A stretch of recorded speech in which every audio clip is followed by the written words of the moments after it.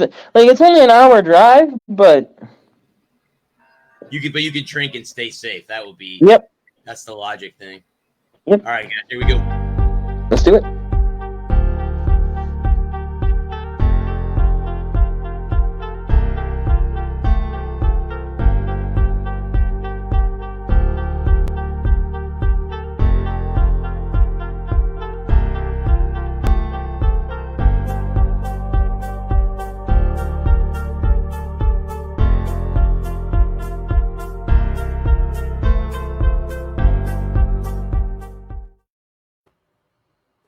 What is up, guys? It is the Sports Sir Bradley Walker, and welcome to the Walker Report, part of In the Zone Sports Talk Radio, part of NGSC Sportscast. Remember the website, it's ngscsports.com for all your current sports content. I want to give a shout out to Ralph and John for giving me the opportunity to cover the Cure Bowl last Friday night in Orlando between UTSA and Troy, two teams I have no rooting interest for. This show is sponsored by CreatingZenSpaces.com, the local choice in St. Petersburg, Florida for house cleaning, organization, decluttering, and pet sitting. It's about finding the peace within you, adding comfort to your life. And remember, Zen Spaces begins with you. Be kind to yourself and one another. We are also sponsored by Garrett's Carrots. Illuminate your inner self. Shatter the trending norms and open up your world to a newfound level of confidence and admiration. Garrett's Carrots, designer jewelry and luxury accessories at garrettscarrots.com. Welcome in, guys. Happy holidays to everyone out there. We are going to just have a fun show this week. Okay, now they can hear. We're not going to do there. I don't have any notes or anything, so we're just going to kind of just wing it. And then next week we're going to do a college football playoff next week. But this week we decided to take it easy. The year is winding down, and we've had a very interesting year. As Adam mentioned during the pre-show, we want thoughts and prayers to. We've lost some athletes this week. We lost Franco Harris and Mike Leach. Thoughts and prayers to their families. Actually, the Royal Bowl that's here on January 2nd used to be the Outback Bowl. Mississippi State is playing in that game. If I don't get credentials to the Citrus Bowl, I'm going to go to that game, and I'm sure they'll do some kind of moment of silence for Coach Leach. That was a revolutionary type coach. He really was. Those guys. Yeah, he was. He's going to be missed around college football. One of those personalities. I mean, I know there are some people out there that didn't like him, kind of despised him as a coach, but he was a great personality and made college football what it's supposed to be. It's supposed to be fun, and Leach was one of those guys that made it fun to watch, and it was great to have him and Lane Kiffin in the same state of Mississippi. So I'm sure they'll miss that rivalry every year in the Egg Bowl. Well, if you want a Mike Leach story, if you'll indulge me a couple of minutes to tell a Mike Leach story that I heard. When he was Gardner Minshew played for him at Washington State, and Gardner was a senior, and so he was graduating. Well, he tried to break his hand so he could play one more year. I mean, if that doesn't tell you how much the guy means to people, like I was never really, he was always out on the West Coast for the longest time, and when he was at OU, he was like, I wasn't really into college football yet, but kind of his balls to the wall attitude, where if it was close, he was going for it. He revolutionized football in a way that it's not like it's not like he's not among the pantheon of the greats who have. He's a lesser god. He's not Zeus or Poseidon. He's more like Apollo, right? And he changed the way people thought about fourth down and about the middle of the field and about developing the passing game as a primary weapon, where you use the pass game to set up the run. Having a great quarterback who can sling the ball around the yard, and just having fun playing the game of football. I think also too, he had one of the smallest play calling sheets I've ever seen ever for any. Mhm. It fit in his hand. Yeah. I mean, in the palm of his hand. He never. They usually have those huge sheets that you can't see, but he had the smallest play calling sheet ever. So Well, the thing about it, it's like I got 25 plays I'm going to call. I don't need 300 plays. I'm gonna call these 25 all game. mhm. And his big thing was 4 verts because you could run so many different things off that. You send everybody on flies. Well, if the corner does this, then you go there. If the quarterback does X, you're doing Y. If he does Y, you're doing X. And so if out of your break, if he's leaning inside, you go outside. If he's leaning outside, you go inside. If you've got a step, if he's even, he's leaving. And having a great quarterback, guys like Patrick Mahomes, Gardner Minshew, having guys that can throw a deep ball, they can stretch the field with that offense. I think Mike Leach was the perfect college coach. He was never going to be an NFL guy. Right. He was perfect for college football, and I think that's why he stayed with college. Know your role and shut your hole. Yeah. Unlike some people who went into the pros but were better in college. Like some. Mm-hmm. Nick Saban, Steve Spurrier. Steve Spurrier. Spurrier was the first one that came to my mind. Yeah. Yeah, that's one just recently as well. Bobby Petrino? Yeah, there you go. Bobby Petrino was one of them. Yep. Mm-hmm. And Pete Carroll is an interesting case because he was with the Jets, and then he got fired in New York, went to Southern California, had all that success there in Southern California, won titles, Heisman, sent players to the NFL, and then, smart rats scuttled the ship. Mm-hmm. When all that started to come out about how dirty Southern Cal was, he got out. He went to the NFL, and he's had a very successful second stint in the NFL. Yeah. I mean, look what he's done this year with Geno Smith. I think everyone kind of Geno out, and the Seahawks are gonna, if they keep playing the way that they are, they're gonna make the playoffs. Mm-hmm. So, how cool is that? I think everyone kind of counted them out. Other than the 49ers in that division, I mean, they're doing pretty damn well. The Rams are horrible. So the Rams and Cardinals are both eliminated already. So yeah.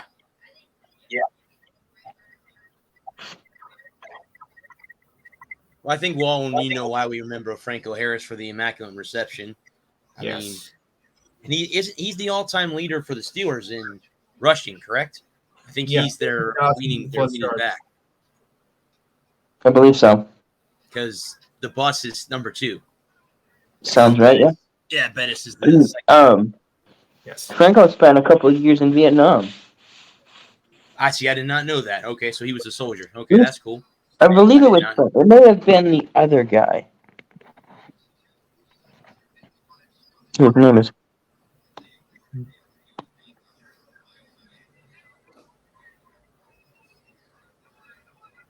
Give me 1 second. Mm-hmm. Yeah. Lou, how's the weather in your neck of the woods? Miserable. Yeah. I don't think we're going to get the brunt of the storm, but it's going to be bad enough. Now I know why bears hibernate in the winter.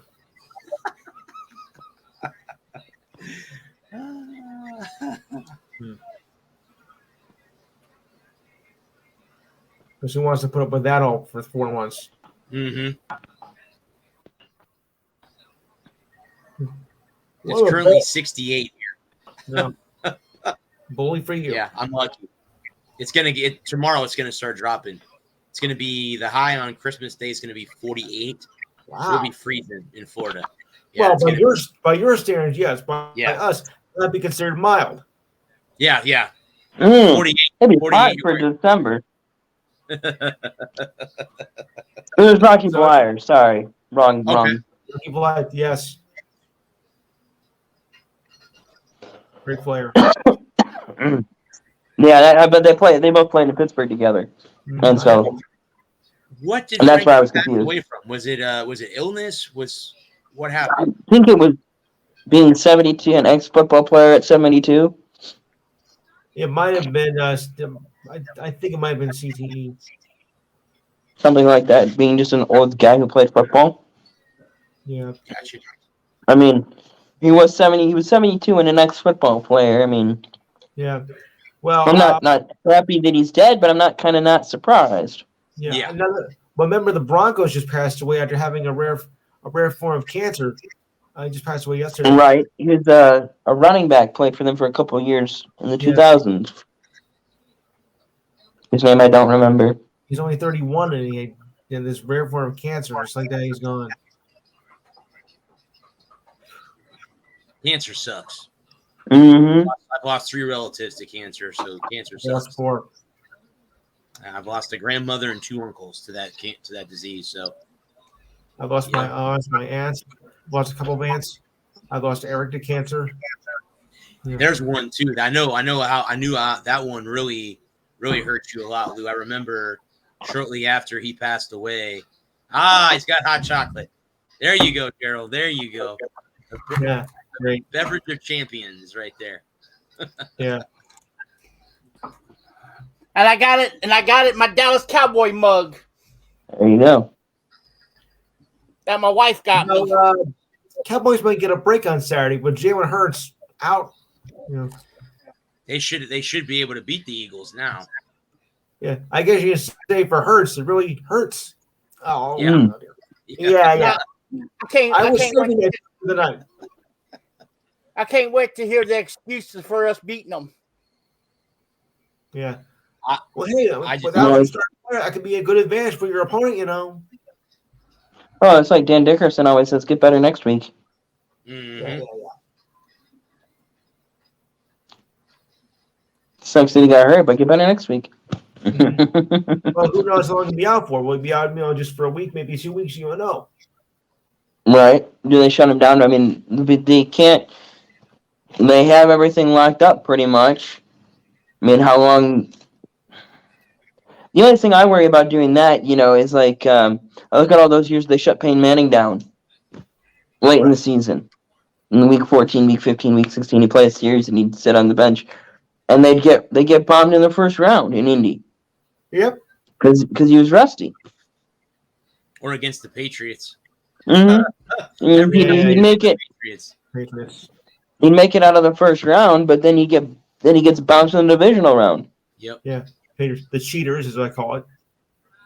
Except for the 2 times that he won the Super Bowl. Mm-hmm. Mhm. But I mean, how many times did he make the playoffs at 14-2, and Oh, a bunch. Yeah. and they were 12-4, 13-3, 14-2, 15-1. Yeah, they'd be 12-2 in the last 2 weeks, and they'd sit Manning, and they'd finish up with the first round bye, and he hadn't played meaningful football since week 10. Yeah. Me and Gerald were speaking of Manning. We were talking about that before we got on here, that he officially signed with Texas. He did sign with Texas. It's official. So And college football is they going to be can- different next year. And Sure. they saying now that Texas could join the SEC as early as the start of next season, 2023 or 2024?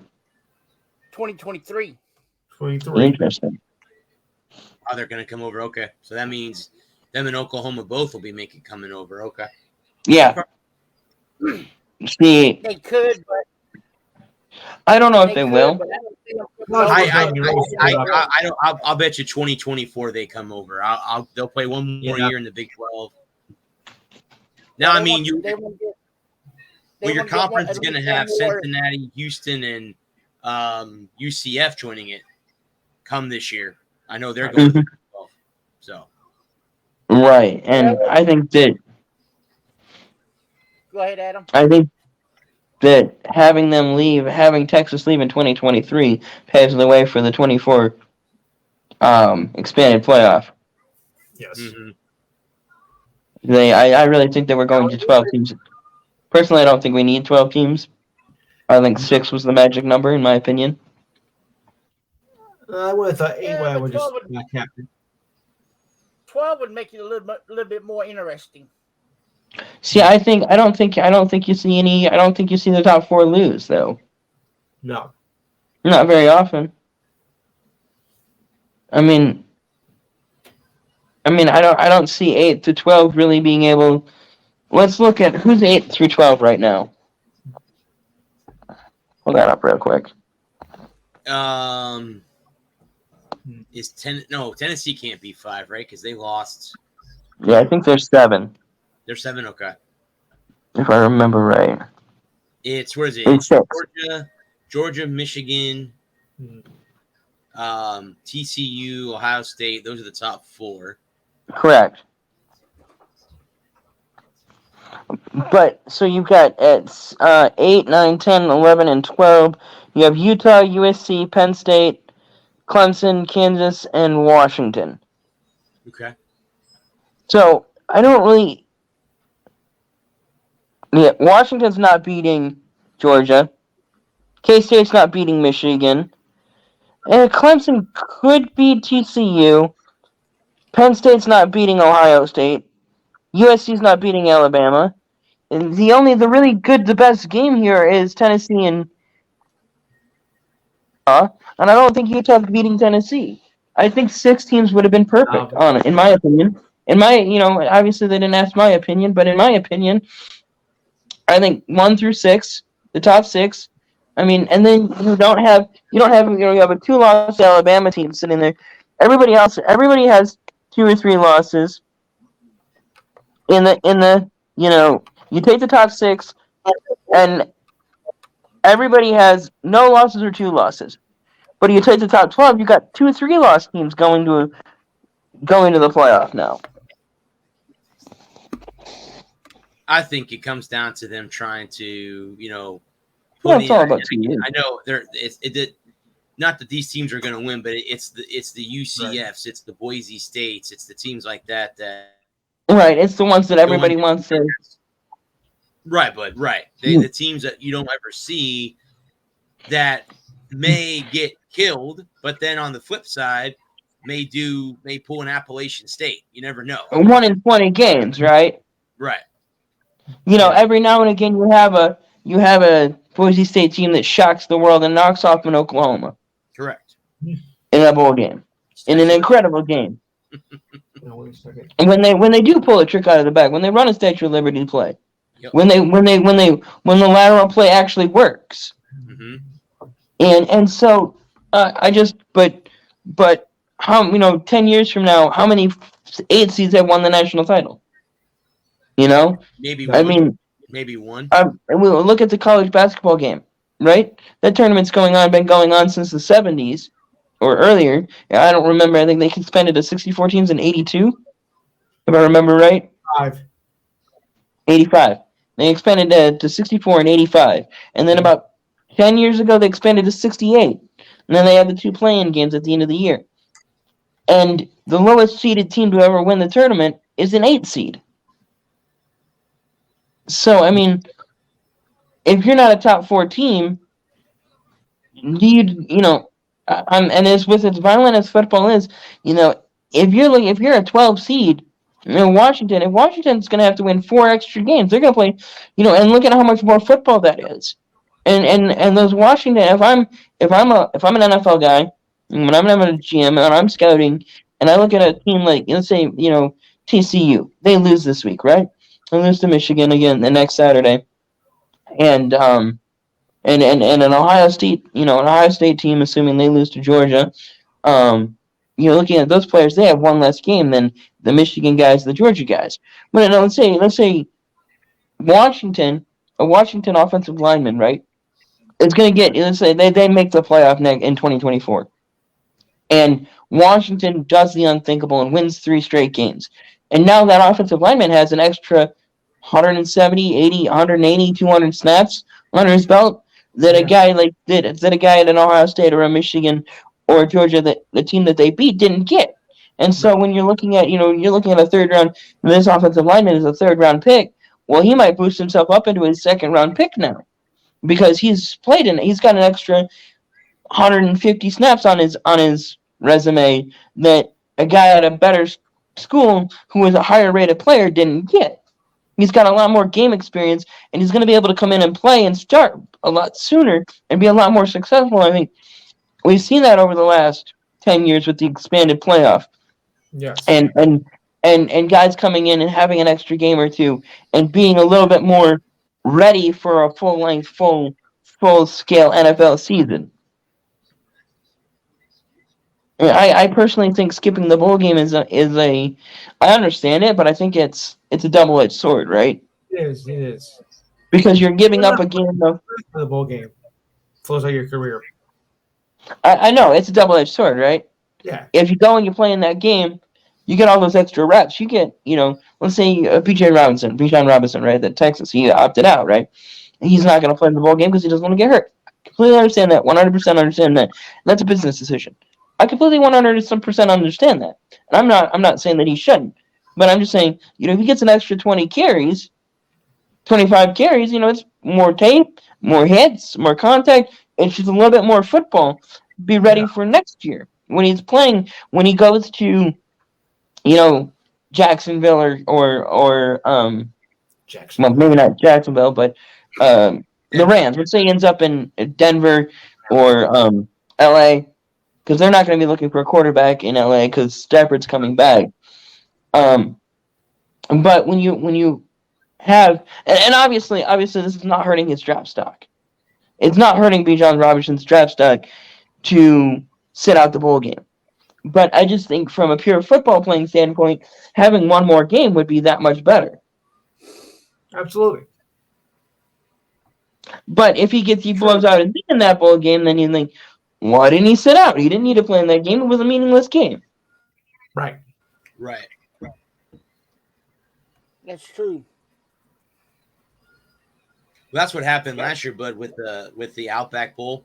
Outback pulled their sponsorship because a lot of the Penn State players was Penn State, Arkansas last year in the Outback Bowl.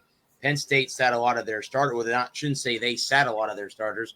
Their starters opted out because they were going to the NFL. And Outback, yep, you know what? See ya. We're done. It's not worth the money. We're not gonna. Right. Yeah. Now, from a TV standpoint, the expanded the expanded playoffs is better because, if you're at a Washington, let's say in a couple of years, who knows where we're in 2024. Let's say Michigan, Ohio State are 8, right? 8 and 9, right? And let's say the game at the end of the year, Michigan's 9-3, Ohio State's 10-2, and that the game at the end of the year is only matters to us, right? To our sides, and it's not going to garner the 17 million viewers that it garnered this year, but that's but with an expanded playoff, Michigan and Ohio State, who both do huge numbers, are going to make a premier bowl game at the end of the year. It's going to make some of the more minor bowls, the New Year's Six bowls, that much more appealing to a TV audience because this is a game that actually matters. Mm-hmm. No, you're right.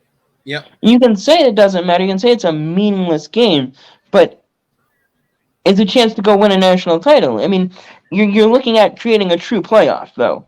You're getting into true playoff territory where you're actually having a 12-game playoff is a true playoff. It's not just the coaches and the media going, well, they look like the better team. They would have that Georgia would have definitely won, or Michigan would have definitely won, or Ohio State would have definitely won if they had played each other. And the BCS was a step in the right direction. The CFP was a step even further in the right direction. Now, I think we may have overstepped, in my totally humble opinion. I mean, not humble. Right. I think 12 is too many. I think 12 is silly. I think that, especially if in a serious scenario where Washington, are they really the 12th best team in the country? I mean, as the 12th best team in the country, they are. If Georgia is here, Washington is somewhere down here off the screen, right? and they're just going to get smoked by Georgia. I mean, in the off the wall off chance that Georgia does lose, I mean, is Washington going to not get smoked by Michigan? Mm-hmm. I mean, look at how many teams. Look at how the number 14 team in the country, or the 14th seed, not the 14th seed, but a 14th seed jumps up there and knocks off a 3, or 15 knocks off a 2. You know, it happens. It happens. But in the next game, they get shelled by the 4 or the 5, whichever one made it out of the first round, or the 1, or whatever the highest remaining. If the 1 moves on, then they get the 15. And, that 15 is going, oh, great. We go from one juggernaut that we had to slay. We slayed Goliath, and now we have Leviathan. Mm-hmm. Well, the question I have is, if they do 12 teams, are the top 4, which would be the 4 that we're going to be talking about next week, would they get a bye week and watch the other 8 teams play each other? Go from 8 and then down to 4, and then put those 4 against the 4 that had the bye. So you start off with 12 down to 8, down to 4, down to 2, and then obviously down to 1. But I'm wondering if that's the way that they're going to go. So probably. Yeah, if you're 1, 2, 3, or 4, you're going to have a bye week. Then you get to go, okay, we could play so-and-so. If it goes this route, we're playing this team. If it goes this route, we're playing that team. So let's entertain that scenario. Does Washington get by Alabama? No, I don't think so. No. All right. If you do, you're lucky, but chances are not going to happen. I mean, they have who's their quarterback? He used to play at Indiana. He transferred. Penix. Yeah. Transferred. So, I mean, they have an outside shot. I don't see them beating Alabama. I mean, at this point, it's a puncher's chance, right? And talk about that in boxing, a puncher's chance. Like, the guy's got a cannon for an arm, but he can't fight. Yeah. I mean, if Georgia's asleep at Alabama. If Alabama's asleep at the wheel, then yeah, maybe. But how often have we seen a Nick Saban coach team asleep at the wheel? Not very often. Not ready. Not up for it. Often. Players that play at Alabama, they don't need to get. They're up for every game.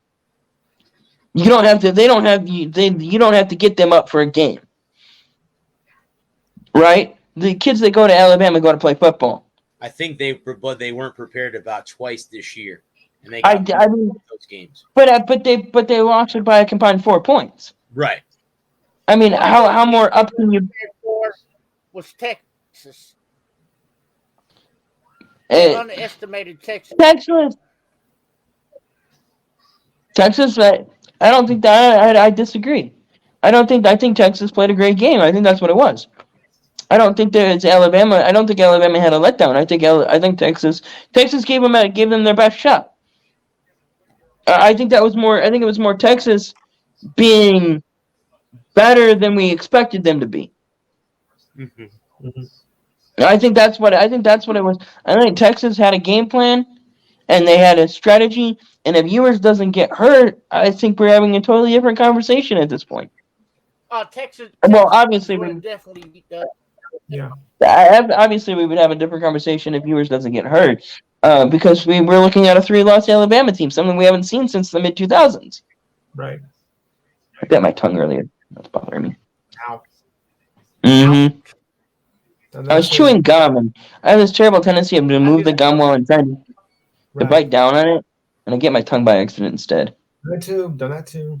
I did that one time.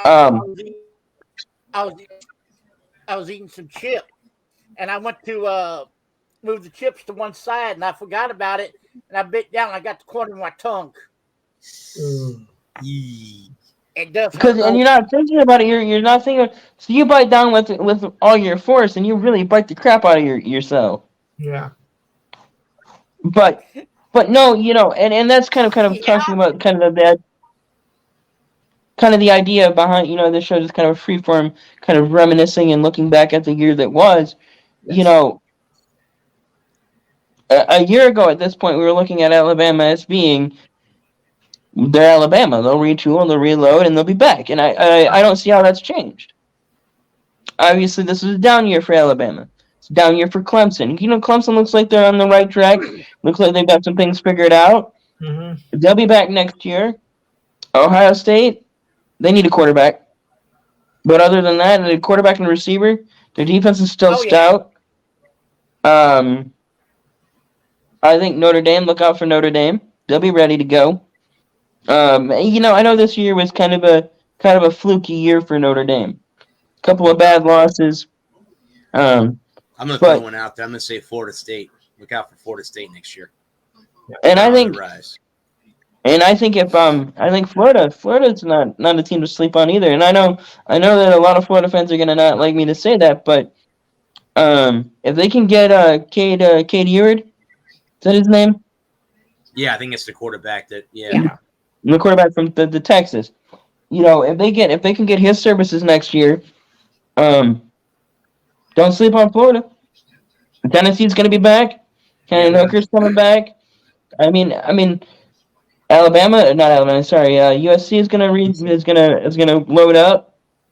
Michigan's just gonna reset. Georgia will reset. It's continuing. For you're leaving one team out, Adam. Who's that? Texas. No, I already said. Well, I hadn't gotten to Texas. Sorry, I wasn't. That wasn't intentional. It was just hadn't gone down. Just going down the list of things. They just hadn't. Texas is a quandary. We don't know what Texas is yet, because you got to think about the fact they're losing. Bijan is already declared for the draft, right? And Arch Manning is an unknown quantity. Overshown's declared for the draft. And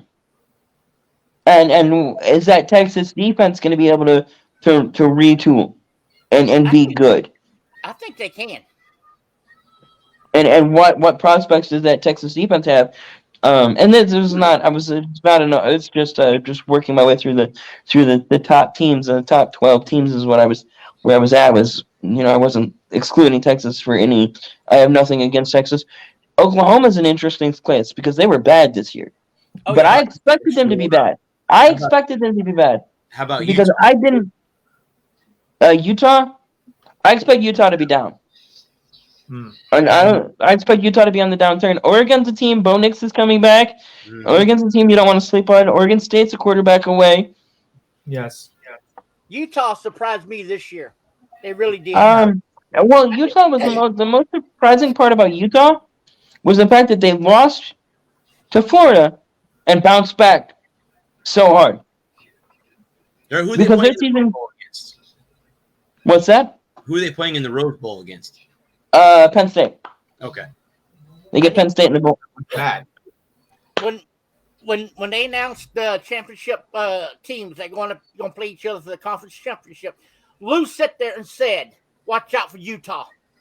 And Brad had them too. Yeah, I picked them. I picked Utah to win the conference. And I sat there and I said, "No, there's no way Utah's going to win this." I didn't think I wasn't on the no way, but I thought USC was playing better football, and I really liked Caleb Williams. And, I thought it was a chance for him to come out and have a Heisman moment, and solidify his Heisman. And I thought he was going to get the job done. Obviously, that didn't happen. Of course, he did end up winning the award anyway. But a couple of French teams that you got to look out for next year are Wake and UNC. Yep. And now that I'm in North Carolina, NC State's not going to be a bad football team. I love Mac Brown. I'm just a Mac Brown. Mac Brown. I can say this about Mac Brown, when he came to Texas, okay, his first 2 years at Texas, he didn't do so hot. No. Mm-hmm. Because he had to get the pieces in place. Yep. But once he got his coaching staff set the way he wanted, his players in the way he wanted, he just dominated. And he has a 10-win season and gets fired. Yeah. I mean, what the hell? What do you got to do, man? Yuck. Well, down here, I can tell you down here in Texas, I can tell you what it is. One, it's the alumni. They expect a coach to come in and build the program in 2 years. Yes. That's not happening. No. You can't build a championship program in 2 years. No. Don't I know it? In 3 years. The boosters are the same way. They want a coach to Years come up. in and go wham bam, thank you, ma'am, 2 years and have them in a national title game. Right. No way. For example, let's look at Nick Saban. Look how long Okay. Nick Saban to build Alabama. Look at Dabo Sweeney. Yeah, look how long it took these coaches to build this organization. Well, and I think, I got to say that there was a lot. Ann Arbor was ready to run Harbaugh out on a rail 2 years ago. 2 years ago, they were ready to run him out on a rail. Didn't have it. Couldn't beat Ohio State. Couldn't beat Michigan State. And then last year it all changed. The narrative changed. It's sticking with it. It's really it's the willingness to give it time to develop. I mean, Alabama's a premier program. Texas is a premier program. Michigan's a premier program. Ohio State's a premier program. These are places the kids want to go. Yep. And it's finding the right ingredients. You can have a great chef, but if he's got low quality ingredients, he can't make a great meal. Nope. For example, let's take Tom Herman. The coach that Texas had before they got the one we have now. Right. Look what Tom Herman did out of his 4 years there. Won every bowl game he ever appeared in. Every year that Tom Herman was there, they went to a bowl game. And got better every year. Yeah, and then they go and fire him because he couldn't get them to the national title game. Right, because he couldn't beat Oklahoma. Don't sit there and say, "Oh well, we want a 2-year coach." That's not. Those don't exist. Right. Everybody thinks that Alabama turned it around overnight. But I mean, one of the big things. It took Nick Saban 3 years to get Alabama to where they're at. And I think that's the big thing is that it took Nick Saban 3 years to turn it around at Alabama. But Alabama is a premier program. Alabama is a football school. People go to Alabama to play football, and then they might take a class or two later. Yeah. And Alabama doesn't have any problem recruiting football players. They have a problem recruiting students. But football players is not a problem. And all it took was the right coach. Give him a couple years, let him refine his system, get the lesser athletes out of the program, and get the right athletes that fit your system in, and it can take 5 years to turn a program around, because that's what I've been trying to say about Stark. Give him another 2-3 years to see what he can do. Right. Oh, I agree 100%. I agree with you 100%. You can't just give him 2 years up and up. You didn't win a national title, you're fired. I mean, but look at Mac Brown won a national title, and they still fired him. And they still fired him because he couldn't beat Oklahoma. If you stop and look, last year we went 5-8. Right. Missed the bowl season by one game. 5-7, yeah. 5-7. This year we won 8 games, and that's an upward trend. Improvement. So what I'm trying to tell these fans, that all these Longhorn fans, down here, are saying, "Oh well, we need to get rid of Stark." Why? Look what he's doing. Yeah. He took a 5-7 team from last year, got him into the bowl this year, and that's something that he can build on for next year. And who's better? And look what we got coming in. We got Archie Manning coming in. We got a running back coming in from Odessa Premium that's supposed to be as good as Bijan Robinson was. Yes. My question is always, We got 2 or 3 different defensive tackles coming in from Alabama. So, he doesn't have to go out recruiting. These kids, they won't come play for Stark. My question is who's better? What do you mean? Who's a better coach? For all these fans that want Starks fired, who's better? Who the hell is going to take that job just to get run out after 2 years? I would have to say this. Stark learned under a great coach. Now, I'm not going to say nothing bad about Nick Saban. He's a great coach. Terrible person, but he's a great coach. He learned under a great person, and I think if the alumni boosters will back off and give Stark 2 to 3 more years with this team, we'd be in a national title. We would be. You'd be changed to go title candidate. Contender is the word I was trying to come up with. Because like I said, we got Archie Manning coming in. Mm-hmm. We got this running back coming in from Odessa Permian. We got 3 or 4 top 5 top recruit receivers coming in.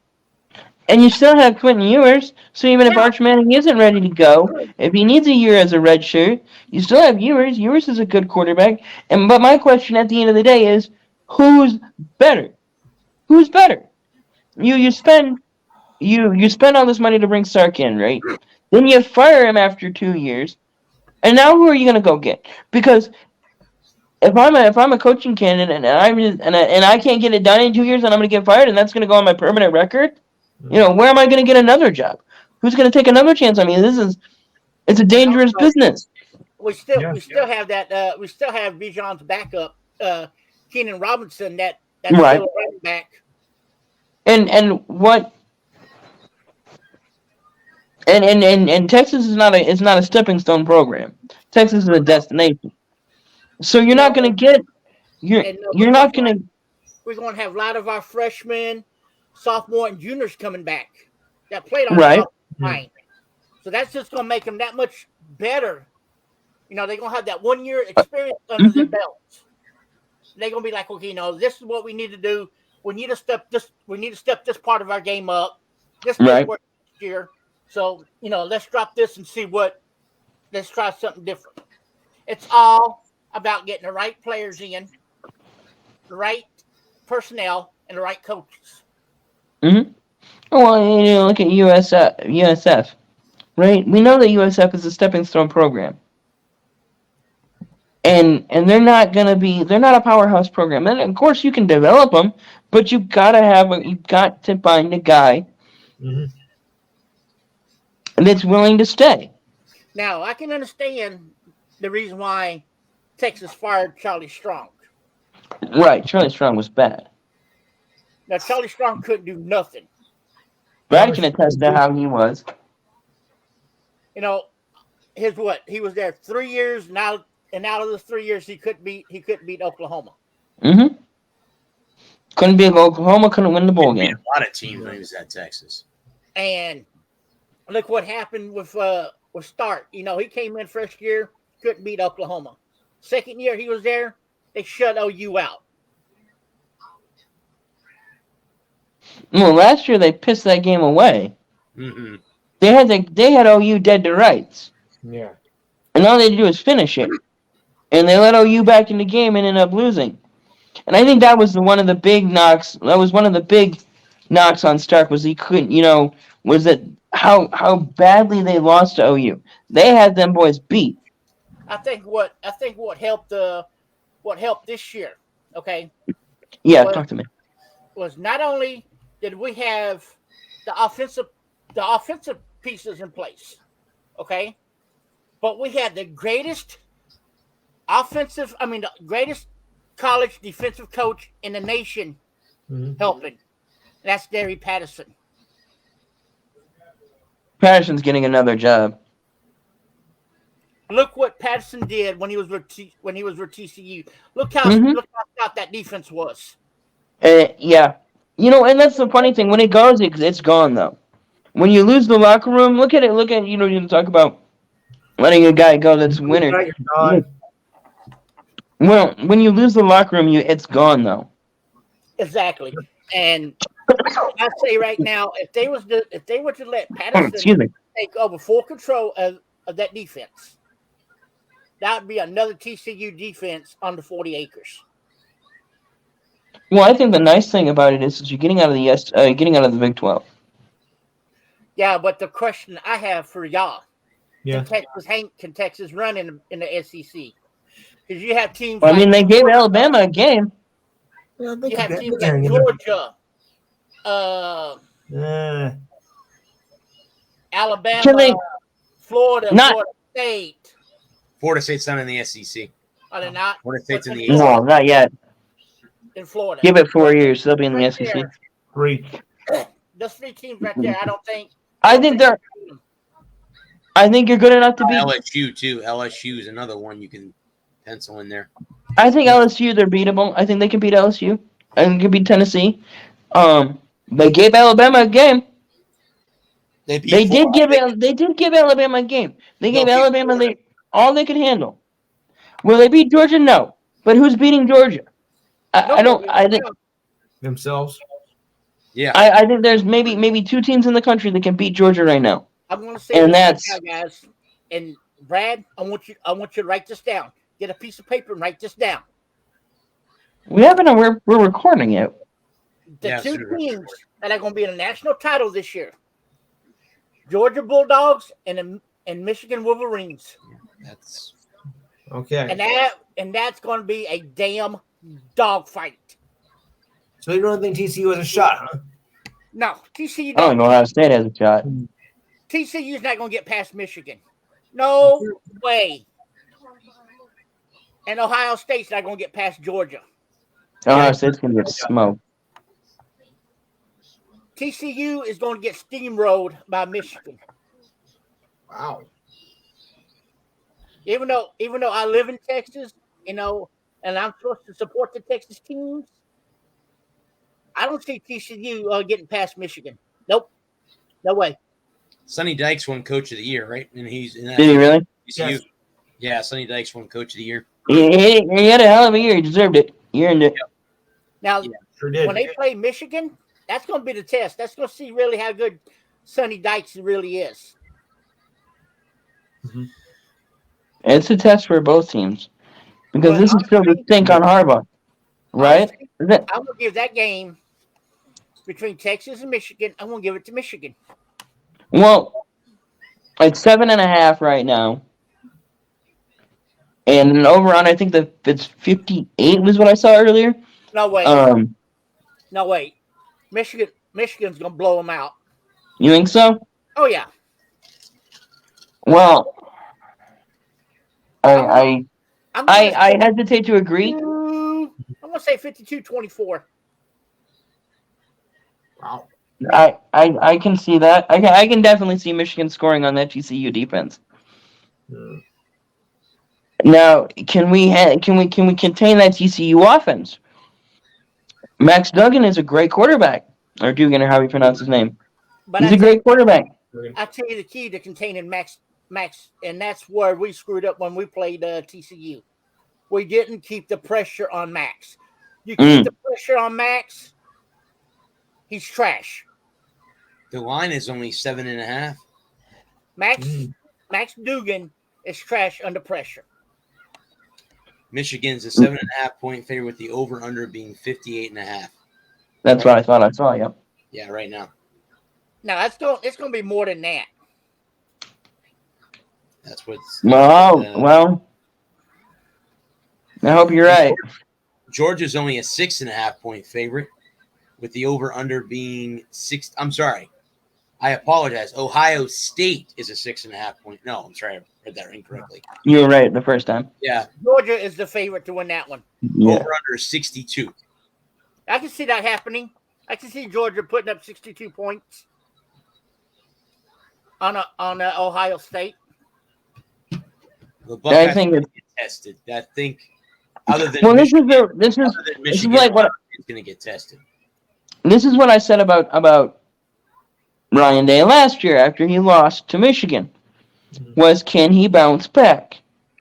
And in that first half against Utah, they were out to lunch.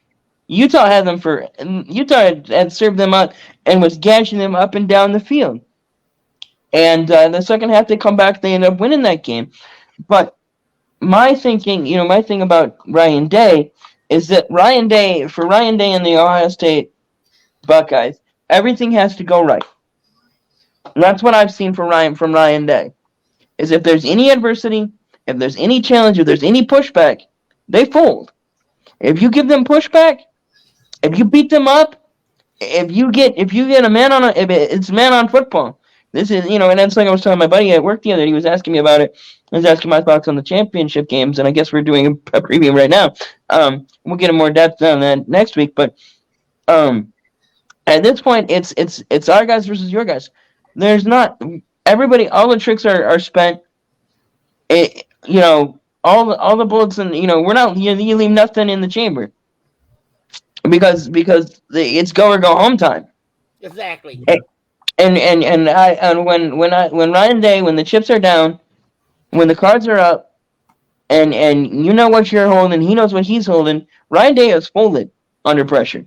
Ryan Day has not been able to coach his way out of it. Right. For the last 2 years in big games, and it really wasn't Ryan Day's coaching. It was Utah's mistakes that cost them the game last year. And that's the thing is and I just don't see Ryan Day and the Ohio State Buckeyes being able to. I think Kirby Smart's a better coach than Ryan Day. I think Kirby Smart. And again, this is it's not a matter of getting up, because if you can't get up for this game, don't even bother showing up to the facility on Monday.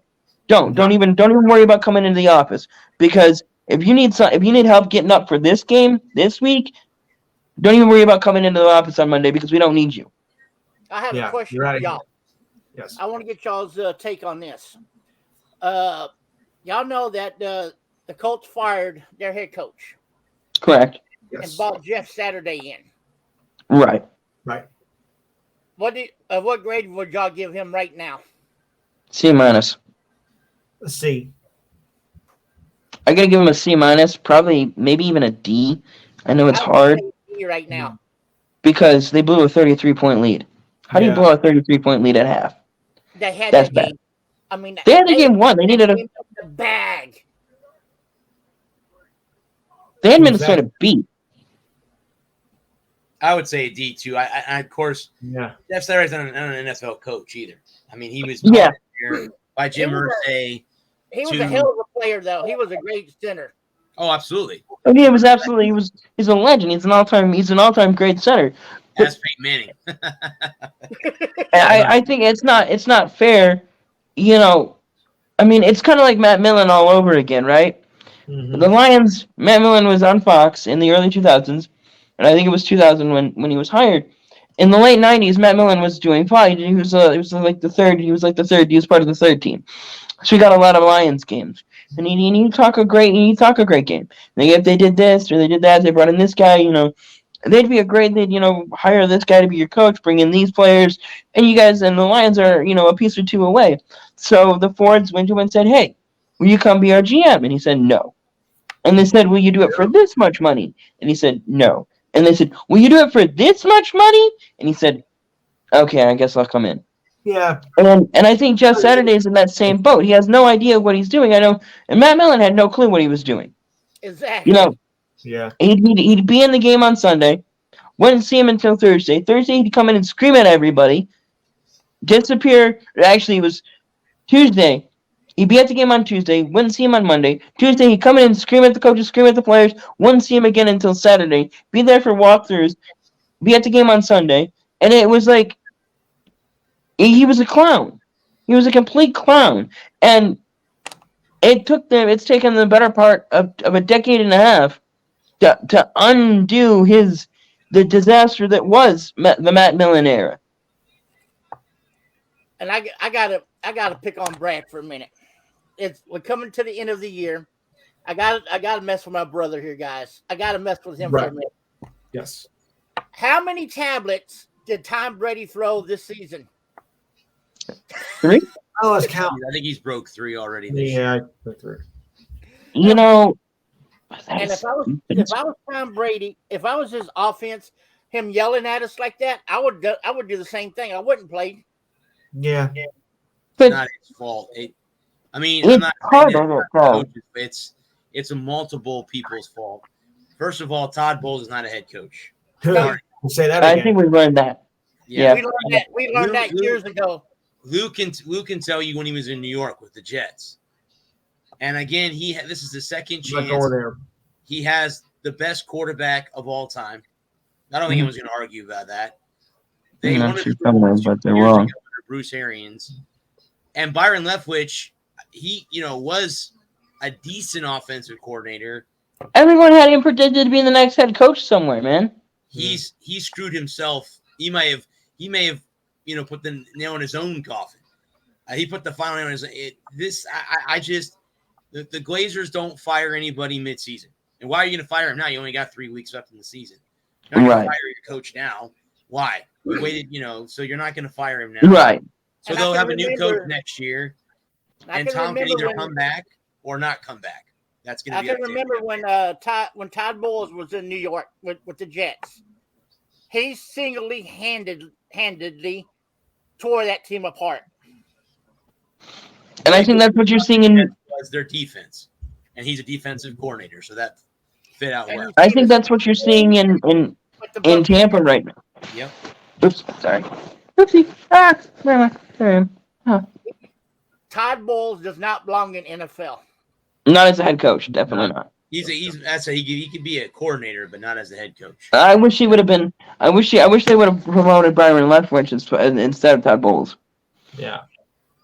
And I think I think that a lot of people are like, Tom Brady is a different animal, right? Because he's been to the top of the mountain. The animal, right?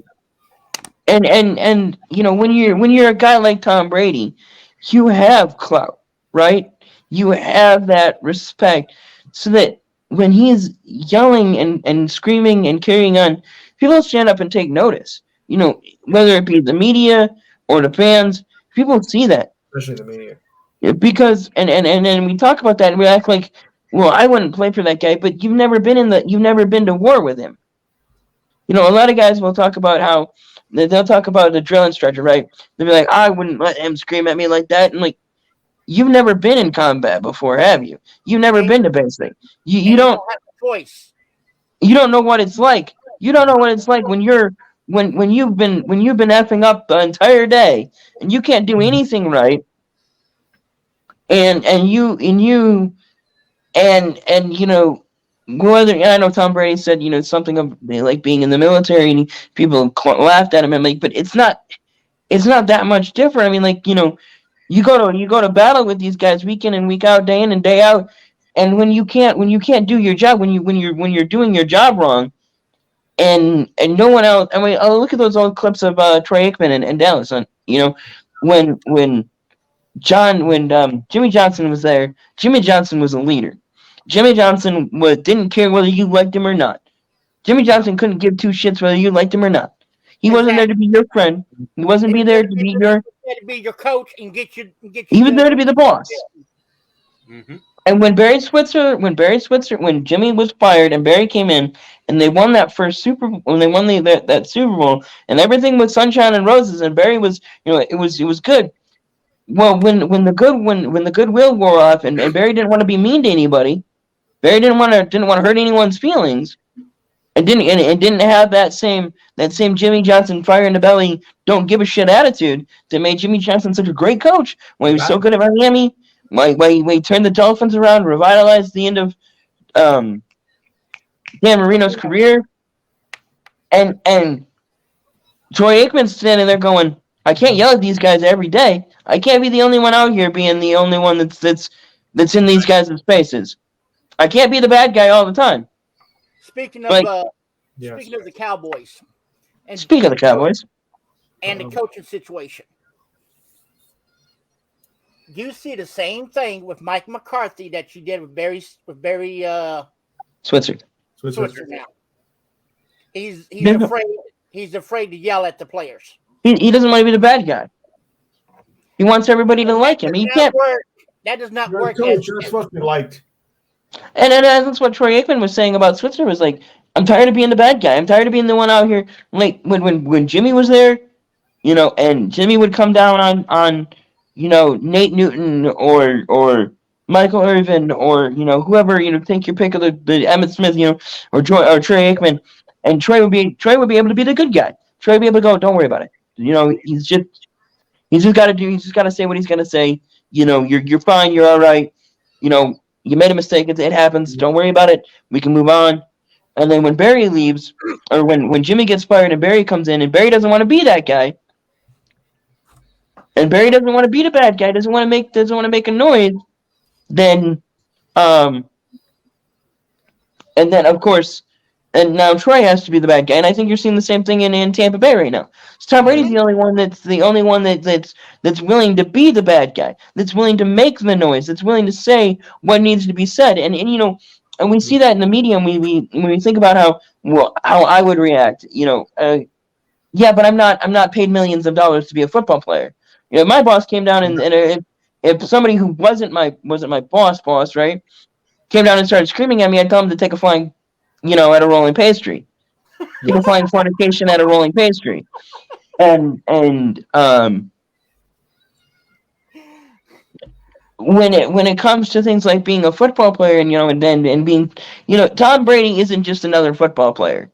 Tom Brady is Tom Brady. Tom Brady is the people that don't even watch American football, people that live outside of the U.S. that don't pay any attention to American football, know who Tom Brady is. Yes. That is the kind of clout that Tom Brady has. So when you see Tom Brady yelling at players and carrying on and throwing tablets and being frustrated, it's not the same thing as a Odell Beckham throwing a tantrum. He's kicking a net because he's mad he didn't get the ball. Tom Brady's mad because you missed the ball. What's his name that took off his jersey and started? Antonio Brown. Antonio Brown. Yeah. When Tom Brady is yelling at the offensive line, or Peyton Manning's yelling at the offensive line, or Troy Aikman, or Joe Montana, when they're having a tirade against the offensive line, and we also have, we're so far into the future now. We live in the future at this point, where everything that anyone does is criticized and scrutinized and is tweeted about, and blogged about, and talked about on 100 different chat shows. That there is no private moment, where exactly. No. Just like with this Tom Brady and Giselle divorce. Right. That's a private moment between those two. It should have stayed out. It should have stayed out of the sports talk shows. But it was never going to, because of the way the world works now. Mm-hmm. No, that should never been brought into sports, because that's a private moment between a man and his wife. Yes. And then the thing about it is that you kind of relinquish a lot of your privacy when you become a public figure. Yep. You do. That's true. It may, for better or for worse, if you want to make millions of dollars, you got to give up. You don't get to be in your privacy. Talking about coordinators. Mm-hmm. One name comes to mind that this man was not a good head coach, but he's a damn awesome defensive coordinator, and that's Dan Quinn. Nice. Dan Quinn wasn't a bad head coach. Dan Quinn was a Falcons head coach, and I mean, when the stink on you is 28-3, you'll never live that down. But now, I have a question for Lou, because I know Lou and I are Cowboy fans. Yes. And I'm gonna get y'all's take on this too. But let's say if Mike McCarthy is fired. Yes. Okay. Do you think that Dan Quinn can come in and get the Cowboys to the Super Bowl? No. That's gonna be 3-0. We're gonna be. I can see Brad shaking his head up there. It's one person. No. And that person is Jerry Jones. Yes. Well, I don't know who has the personality they can take Jerry Jones' shit and not just be. I don't see it. I don't see. And then what? No. I don't see nobody being able to take his crap neither. You know, everybody's saying, "Oh, we're gonna get Sean Payton." Sean Payton ain't coming. Sean Payton was about the only one, and I think Sean Payton would come. I do. Mm-hmm. I think Sean Payton. I think that would be the only job Sean Payton would take, is the Cowboys job. Yeah, you know why? It'd be another little yes man to Jerry Jones. Yeah. But I mean, it's such a great job, though. I would take it. He's got the team in line. I mean, with Dak and Dak and Zeke and Pollard and Oh, speaking Slam. of Pollard got invited to the Pro Bowl. Pro Bowl? Very nice. Dallas got 6 players in the Pro Bowl. he They're a deserves good team. Tony They're a Pollard. good team. I can't say. I have them going to the Super Bowl. Who's that? Dallas. You think so? You laughed at me last week too. I'd like to believe that. You laughed at me last week too. But I said, watch out. Last week's loss, I don't know. But We got to get past the Eagles first. But the Jags are not a bad team. We had that game. They're not a great team either. We had that game won against the Giants. did. I mean the Jags. We had that game won. Our defense gave that game away. Our defense sucked. And I tell you right now, I didn't watch the whole game because I fell asleep, but I went back and watched clips of it. And you could see in a booth where Dan Quinn had this look on his face like he wanted to go down there and he wanted to chew on somebody's rear end. He was kinky. he Very, he was very kinky. on yes. Well, He'd be like, but that. I mean, I think the Jags are on the right track. I really do. I really think that they have a couple of bad losses, and I mean I know that and everybody's we talk about this, but we talk about this week in and week out is that it's any given Sunday though. True. And to get to the Super Bowl, you have to make the playoffs and then win 4 games. All you have to do, a 9-8 team, a 7-10 team might make the playoffs this year. And I'm laughing at the Eagle fans right now. I mean, they have to be the But most you always laugh at the Eagles fans, so I mean that's nothing new. they have to be the most idiotical bunch of fans I've ever seen. they are. Not all of No, them. I think that the problem with Eagles fans is that the crazies are the most vocal fans.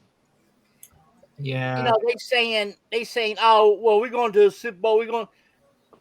But yeah, I mean, No, we still got 2 weeks left in the season.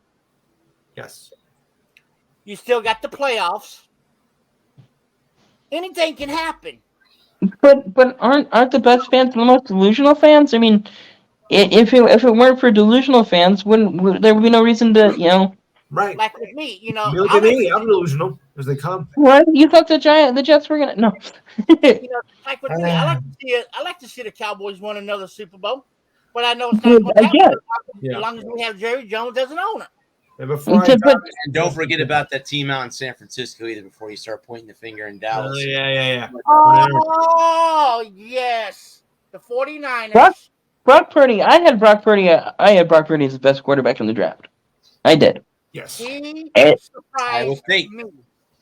He literally I surprised had Brock Purdy as the best quarterback in the draft. I said, you watch. Somebody's going to get Brock Purdy, and Brock Purdy is going to be a diamond in the rough.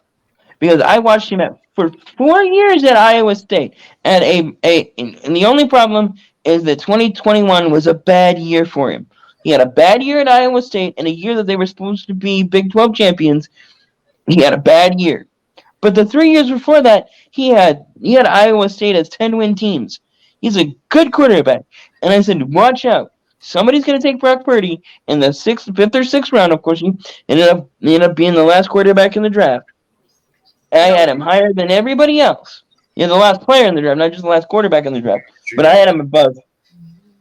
I had him above Kenny Pickett. I had him above Malik Willis. I had him above Desmond Ridder. When I seen that when I seen Brock Purdy coming in for the 49ers, I'm like, oh God, here goes their season. Yeah. Too many weapons.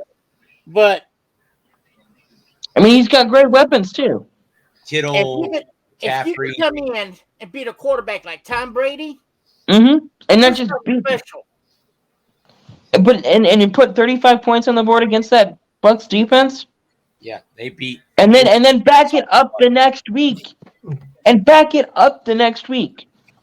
Yeah. Honestly, I'm going to say this right now, guys. If it comes down to the 49ers and the Eagles, I see the 49ers taking the Eagles down. I think I put even money on that. I think Eagles by 3. Nah. Yeah, I think Eagles by 3. I think you have to give the Eagles. I think Jalen Hurts is I think Jalen Hurts is a more experienced quarterback than Brock Purdy. Yeah, you got to look at that 49er defense. They got the number 1 defense in the league right now. And the Eagles defense is number 2. That Eagles defense is stout. So, I mean, I think it's gonna be a great game either way. Either way it goes, no shame in the game, man. Either team wins. If the Eagles win or the 49ers win, I think it's gonna be a great game. I think it's gonna be an all-time classic NFC Championship game. And I think right now, 49ers and Bills in the Super Bowl. I have Dallas and Cincinnati. Bengals in back-to-back. Yeah, this time. And if I'm not that bad, I'm gonna lie in it. Let's say if Dallas does go, okay, and we already know that Dallas beat Cincinnati once this season. Yeah, Cincinnati's going to be out for revenge. Well, you know what they say about revenge? It's best served cold. And it can also come back and bite you in the butt too. I was thinking best to dig 2 grades. Right. It can come back and bite you in the butt when you least suspect it. Yes. I think that, but that's why football is so popular. Right. Because you never know. Exactly. And you get one game. I think that's the thing that separates the NFL from the NBA right now. Is because you get one game. It doesn't matter. We can sit there and say, well, it's going to be the 49ers and the Bills. They could end up being the Eagles and the Chiefs. Yeah, it could be. It could be Bucks and Jags. Well, no, we're just making our predictions. We're just prognosticating. I mean, it's what is that? Reckless speculation. Yeah. I think the Colts haven't been quite eliminated yet, have they? No, what? The Bucks? Not yet. Indianapolis. The Colts are still. The Colts need to win out. If the Colts win out, they're in the playoffs. Right. But I don't see the Colts winning the rest of their games. Strong if. But that's what separates the NFL, especially the NFL playoffs, from the other major sports in America. Is that like the NBA? You're going to get at least 4 games, right? So you can have a bad game. You can have a bad game. Look over, there's what? Probably about 8 years ago now. Yeah. The Spurs absolutely decimated. They just they couldn't miss. And correct me if I'm wrong, but it was Houston, right? It was the Rockets. Mm-hmm. And they beat them by like 40 points in game 1. And then they lost the next 4 in a row. Yep, I remember that. Yeah. And I think that's what I was like. I made the joke. Complaining and moaning because the Spurs lost. Because I made the joke that after that game, I was like, it's the first time that the team's been swept in one game in the NBA playoffs. because the usage looks so bad. But you know, with the NFL, if you get beat by 40 points, you're done. There is no coming back tomorrow. Exactly. And I think that's what makes football so compelling. There is no tomorrow. Just like in the playoffs, There is You know, no. you could be up, let's say, 30-0, Yeah. 28-3. 20-3 or whatever. You know, you Yes. can be up at halftime, come back out in the second half and get blown out. The other team Did can you come back and run put out of up money? 25 points, and you're done. Yeah. You got Panda Express? I got hungry. I got You you. know, so Yeah, no, definitely. you know, with football, that's what makes, like Adam was saying, that's what makes it so fun. It's what makes it special. It's unlike the other stick and ball sports, where you know, like in the NBA or the NHL. And I use the NBA for example because the Or NBA is the second, MLB, right? With the MLB being the second most popular sport in America, you look at that and you think about how many times the NBA has, you know, how many teams have dropped a game or two in a championship series, Yeah. and they've come back to win. Golden State did it last season. I mean, the They dropped what, 2 straight or 3 straight and came back and won it. the Cavs come back to win against the Warriors in 16. So Look at the World Cup, the game Mm. after the Oh, weekend. boy. Yeah. Oh, by the way, Argent, congratulations What? to Argentina for winning the World Cup. That You was know it. happy for Messi. Messi and gets that the title. that came down to penalty kicks. Yep. What a game. Happy. I for Now Messi can retire as a world champion. Messi. right, But he's not going to retire. you don't think so? He decided not to. Yes, I don't think he had plans on retiring. Nope. I thought he was. I thought he said he was retiring. He was, but then he changed his mind. He says, yeah, Really? yes. He got bit by the bug. He got bit by Thank the bug. He got bit by a major bug. Well, I don't know. I think I want to go out like John Elway though. That's how I want to go out.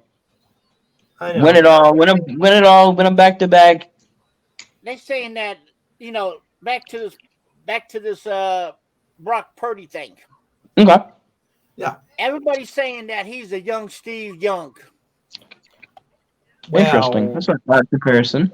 That far. Little early to be comparing him to Steve Young. But it's an odd comparison because Steve Young was very mobile. Whew. I'd say he's more like maybe Dan Marino. You mean he'll never win a title? Oh. No, I'm talking about in his playing style. Because if Okay. you go back and look, You played the one on Bennett. Dan Marino stayed in the pocket. Yes. And that's what Brock does. Brock stays in the pocket. What? No, I don't know. It's an He odd does. comparison. But he does have an arm. I can give the young man that. He does have an arm.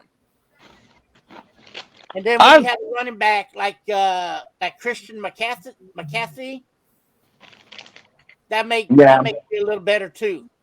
Absolutely. Having Yeah. a running back like Chris. Debo Samuel and George Kittle, that helps too. Yeah. yeah, definitely. I ain't complaining about talent like that around me. I tell you what, I wish we had that talent in Dallas. Why? Yeah, I'm just Jason Witten, man. But you know, our running game is okay, you know, because we got that 1-2 punch and Zeke and Pollard. you know, because Zeke, he's that power back. And the thing You with got Tony, decent wide receivers there. You got Lamb. and we're just signed though. What's his name? Damn it. T.Y. Hilton. T.Y. Hilton. Yeah, T.Y. Hilton. We T.Y. just Hilton. signed him, and he should be ready to go for the Eagles game. Right on. It shows you I you're like- not going to get Beckham now because why would you sign T.Y. Hilton and sign him too? Right. So obviously, it's To Let's me, never get Beckham. you know, now I may come off sounding like a homer on this, but you know, this is just my opinion. Hilton is better than Beckham. Yes. You think so? Yeah. I don't know about that. T.Y. is a better route runner. Apparently, I'm gifted in many ways. My friend bought me fortune cookie. I eat fortune cookie. I like fortune cookies. Now, Probably all the fortune cookies. now Hilton, he's not a Mari Cooper type. No, No. Right. no. Ty, when he was with Colts, he was good. Yeah, unfortunately, I think that was. I just worry that he's 2 years past his prime. But I think he's got at least one more good year left in him. One thing that it is, because one thing it does is that, CD is going to draw the double, right? Yeah. And then, like you said, Ty is a great route runner. And he's got great hands. He's got. He'll be there all night. And if I was Jack, I'd go Lamb, Hilton, and then who's Gallup. the third? And Gallup. But see, That would be that. But then again, we're gonna have James Washington is coming back too for the Eagles game. You can never have too much. You can never have too many weapons, man. Mhm. And then we got Noah Brown too. That's starting to shine. Who's your tight end? Right now it's Schultz. Who's playing tonight? Jets and the Jaguars. Jaguars. Jaguars are winning 13-3. Okay. Lou, I know you're a Jets fan and they play tonight, but I got the Jags winning it. I'm sorry. I can see why. Like I said, I think the Jets are on the up and up. They're on the come up, man. But Trevor now- Lawrence is playing well. I think the Now- Jets and the Giants both are on the up and up after the draft. They If got the it right. Giants- I mean, if the Jets had Mike White in there, I would have went with the Jets. Right. Going back to Brock Purdy though. I had Brock Purdy above Zach Wilson. No doubt. Right. Brock is a better quarterback than Zach will ever be. Ever was. Mm-hmm. You know, he Oh, this one didn't have a sticker thingy in it. he could be up there with the likes of Joe Burrow, Patrick Mahomes. Yes. I had a little earlier to the Patrick Mahomes comparisons. I was thinking more like Justin Herbert, Derek Carr. But he could, give the young man another year or two, and he's gonna be better. He's gonna be better than what he is now. Okay. Now the question is, what do you do with Garoppolo and Wayans? Well, they signed Jimmy G for 1 year. Right. So Jimmy will be done. They'll move on from him. Now, What what do you they do with Trey Lance? Trey That's a Lance, great question. I would, Trey Lance didn't show me much when he was playing. I didn't think so either. I would stick with the hot hand right now. Right. Purdy. Right. Look what he's doing for you.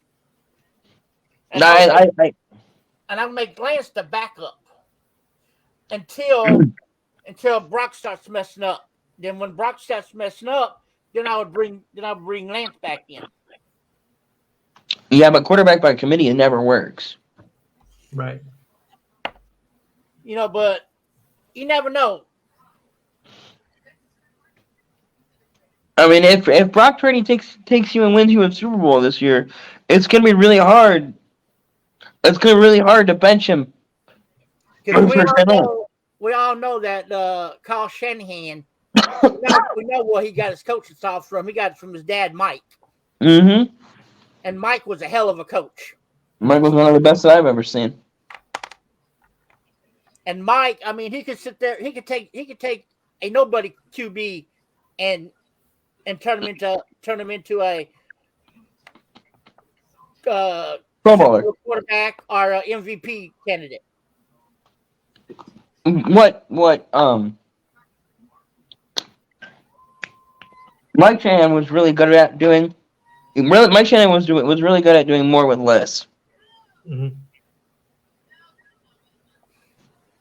Whether it was in Denver or it was in Washington, he was really good at doing more with less. Yep. So was another great legend. That was John Madden. Yeah. Mm. Look what he did with the Raiders. He took a bunch of nobodies and Talking won the about Super Bowl. criminals. Mhm. And those were some bad dudes. Really bad dude. Man, those guys wanted to hurt you.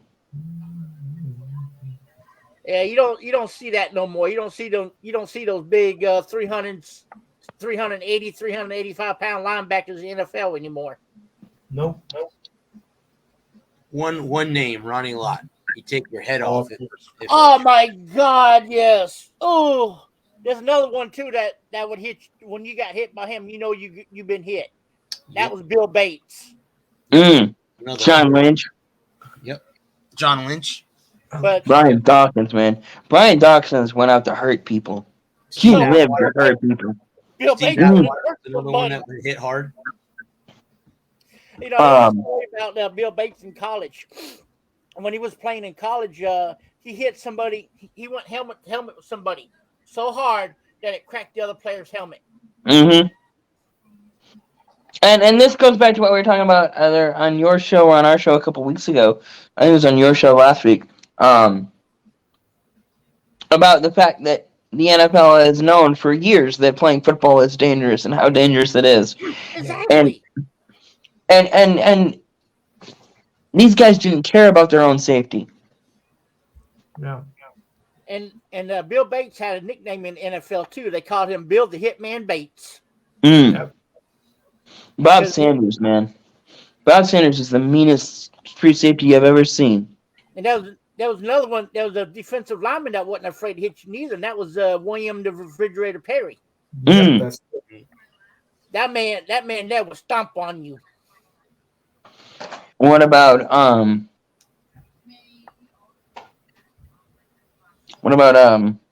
oh god, the 85 Bears. Some of those guys. Singletary. Singletary was on that team. Singletary was Singletary. Linebacker. mm-hmm. McMahon. Man. Jim McMahon wasn't afraid to put his nose in there. That's right. Peyton was another one. Peyton was on that team.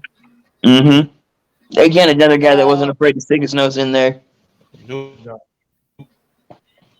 Their coach was another guy like that. Mike Ditka. Ditka, yeah. Ditka was a cowboy. Mike played for the That's Cowboys. right. Yeah, you was. That's right. Mike played for the Cowboys. He was. So- I think he was a quarterback. I think he was a tight end, wasn't he? Not a tight end. I think he Yeah, played tight the end. tight end position. Yeah. Yeah, he played tight end. But I missed the Dick. I missed the Butt good old kicks. days like that. You know, when we had players like Leon Lett, Ed Too Tall Jones, Yeah. Reggie White, Ooh. the Fridge. No, What about players that Warren wasn't- Sapp? I was gonna say Warren. Sapp. You could say Warren. Derek Brooks. So Derek, Oh yeah. that conversation. Those players right there wasn't afraid to get up and smack you in the face. Nope. Crotch too. Yeah, definitely. There was one Packers Bucks playoff game Hmm. at the end of the 2000s or early into the 90s, beginning of the 2000s, and Warren Sapp wanted to fight Mike Holmgren. I remember that. Yeah. Yeah. And there was a center that the Cowboys had that was I think he either played offensive defense, and that was Randy White. Yeah. That man right there was not afraid to go up against you. What about Dale Senior? He wasn't afraid to stick his nose in there. No. Oh no. Yeah. Just wanted to rattle his cage. There was one time that him and his son were racing, but they raced all the time. But this one particular time, Junior decided that he was going to bump Daddy. Yeah. Just another guy out on the track at that point, right? He told his son Spotter, "You tell my son he bumps me again, I'm putting him in a wall." I remember there was one incident. Him and I think it was Bodine. It's been in the mid '80s, like '86, '87. Him and Bodine got into it at it was North Brooksboro, right? And they didn't have a great run after that. He ended up finishing out of the top 10, but or maybe he was maybe he was seventh or something like. But he didn't win. But he's sitting in the car, and they went down there to interview him, and he's just sitting there grinning, just the biggest shit-eating grin you ever seen. I think of the The biggest replay shit-eating back grin. then, like, Yeah, just sitting down in the car. Hadn't gotten out yet. He's still debriefing with his crew, and he's just the biggest shit-eating grin you. Him and Rusty, man. Rusty wasn't afraid to throw it down in there. No. there was one time that I remember this race. I don't remember if it was Daytona or Phoenix. Him and Jeff Gordon, they were at each other all day in that race. You remember which one? You remember that one, don't you, Adam? I'm thinking of two different races, and one was Texas in 2014 That's the with one. Brad Keselowski. Yeah, that's the one I was talking about. And Okay, yeah. Oh yeah, the fight. yeah, those two were going around Yeah. like bumping each other like that. Then Gordon would back off. Then Dale Senior, on purpose, would get right up beside Gordon, and just barely put his nose in, and make Gordon go down. Next lap, Gordon would come up and do it. I mean, those two were doing it. Then at the end of the race, those two got out of the car. They were going to go at it. So that you didn't mess with the Intimidator. Yeah. And when you looked in your rearview mirror and you seen that black number 3 on your bumper, you had two options: either move and let him get past you. Move or be moved. He was going to move you himself. Yeah. You know, it's only after, you know, they have Gordon and Senior had such a they were rivals on the track, but that was about it. It wasn't like the 80s where they hated each other. No. Like with him and what's his name? CW. No, the other one. The one that drove the Country Time Lumina.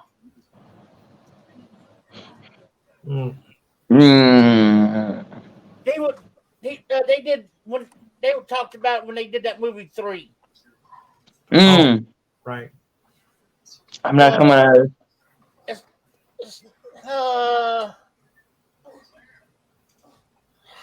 Dang gummit, it's on the tip of my brain and I can't remember it. Country Time Lumina? Yeah, did you ever see that movie 3? Mm-hmm. When Junior went to the mobile his motor coach and told him that he passed away. Oh, Neil Bonnet. Yeah, Neil Bonnet. Yeah. Oh, they were best friends. Him and Neil off the track, they were the best of buds, man. Yeah. Yeah, off the track, Dale was just another one of the guys, though. You know, everybody talks about how Dale is the Intimidator and how he was, you know, rough and tumble, but he was just one of the guys off the track. I mean, you know, him and Tim Richmond were good friends. Him and Gordon were good friends. After the few years, after the first couple of years when Gordon first got there, you know, him and Senior had a very good relationship off the track, and it's only been after Senior's passing that they've tried to play up the rivalry. Yeah. Because NASCAR doesn't have any real rivalries anymore, and it's hard. It's hard to have a rivalry. There was one rivalry I would never forget, and that's when Seniors first started racing. Yes. Like with him and DW. Yeah, they didn't like each other. They did not like each other. It wasn't until after Darrell got older and he wasn't winning anymore that they actually, when Senior was finally going, in the mid-'90s, when Senior was winning championships and Darrell was in the twilight of his career, that they made up. Him and Rusty, for the longest time, they hated each other. Mhm. And I think that's the one thing about it's like now you have all these guys, the guys like coming up now, like Kyle Larson and Bubba Wallace and Chase Elliott, and they're all friends off and on and off the track. Like they like each other, they hang out. And it's not like it was 40 years ago, where like No. Gordon, like where Waltrip came up in Kentucky and Senior was in North Carolina and Rusty was, I don't remember where Rusty grew up offhand, but or the Alabama gang, where they didn't grow up racing against each other. Now we have so many guys that grew up racing against each other, like Chase Elliott and Kyle Larson and Bubba Wallace, and they're all friends. And so there's William Byron and Alex Bowman, and they all grew up together. They all came up together. And they all lived in the same general area. They all went to school together. Their dads raced, or their families raced. Don't say nothing. I'm going to ask Brad and Lou a question. Yeah. I'm going to see if they get this right. How was NASCAR formed? How was it formed? I have no idea. I have no idea. Right. Am I allowed to answer now? Go ahead. Yeah. Okay, so in the 1930s, before the repeal of prohibition, they had the run runners and the moonshiners all souped up their Dodges, and they were racing, and they were running moonshine, and they had souped up Dodges to run from the cops. Well, then prohibition is repealed, and World War II breaks out, and so after the end of the war, all the guys came back and had nothing to do with their hot rods, but race each other. And Big Bill France, went down to Daytona with $100 in his pocket and watched the local guys steal from the drivers, just rob them blind. And they'd say you get $750 at the gate. You'd get the gate money. The winner would get the gate money, and he rob them blind. So Big Bill was like, I do this better than them. With $100 in his pocket, he founded NASCAR, the National Association of Stock Car Auto Racing. And that is how NASCAR was born, from the moonshine runners of the mid to late 30s and the post-war hot rodders who were being swindled by race promoters.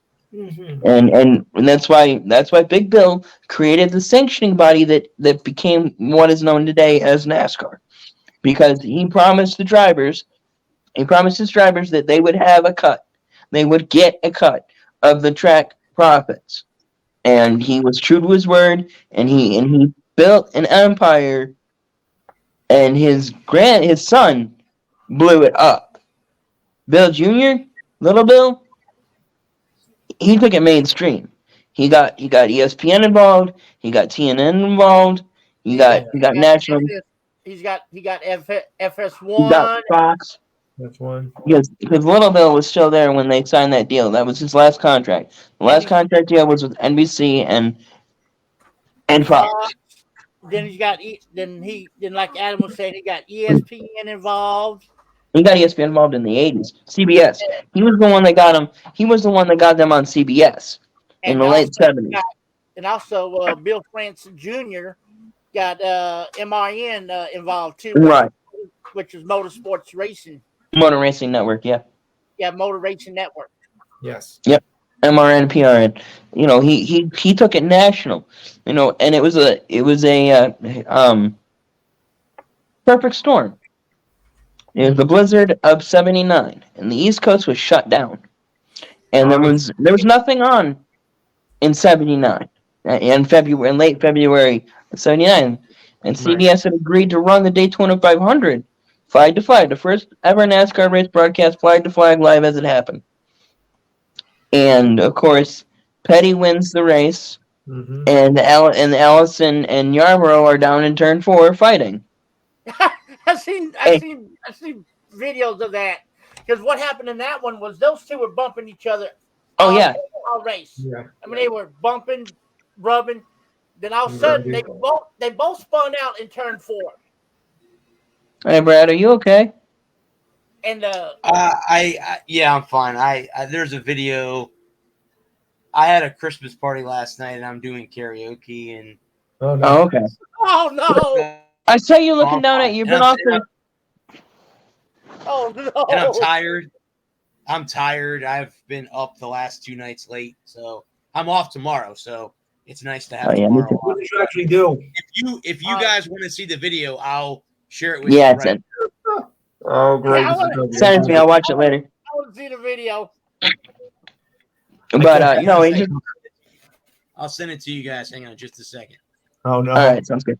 But no, it just, you've been awfully quiet, and you look like you were about to cry. So I was just making sure you were all right. Yeah. No. I'm okay. No, I'm not gonna cry. After this video, we might all be crying. And we'll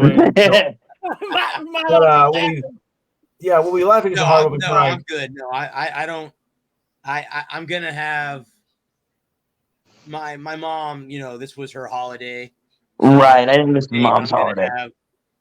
I'm gonna have some moments over the next couple of days that are gonna be sad, but Yeah.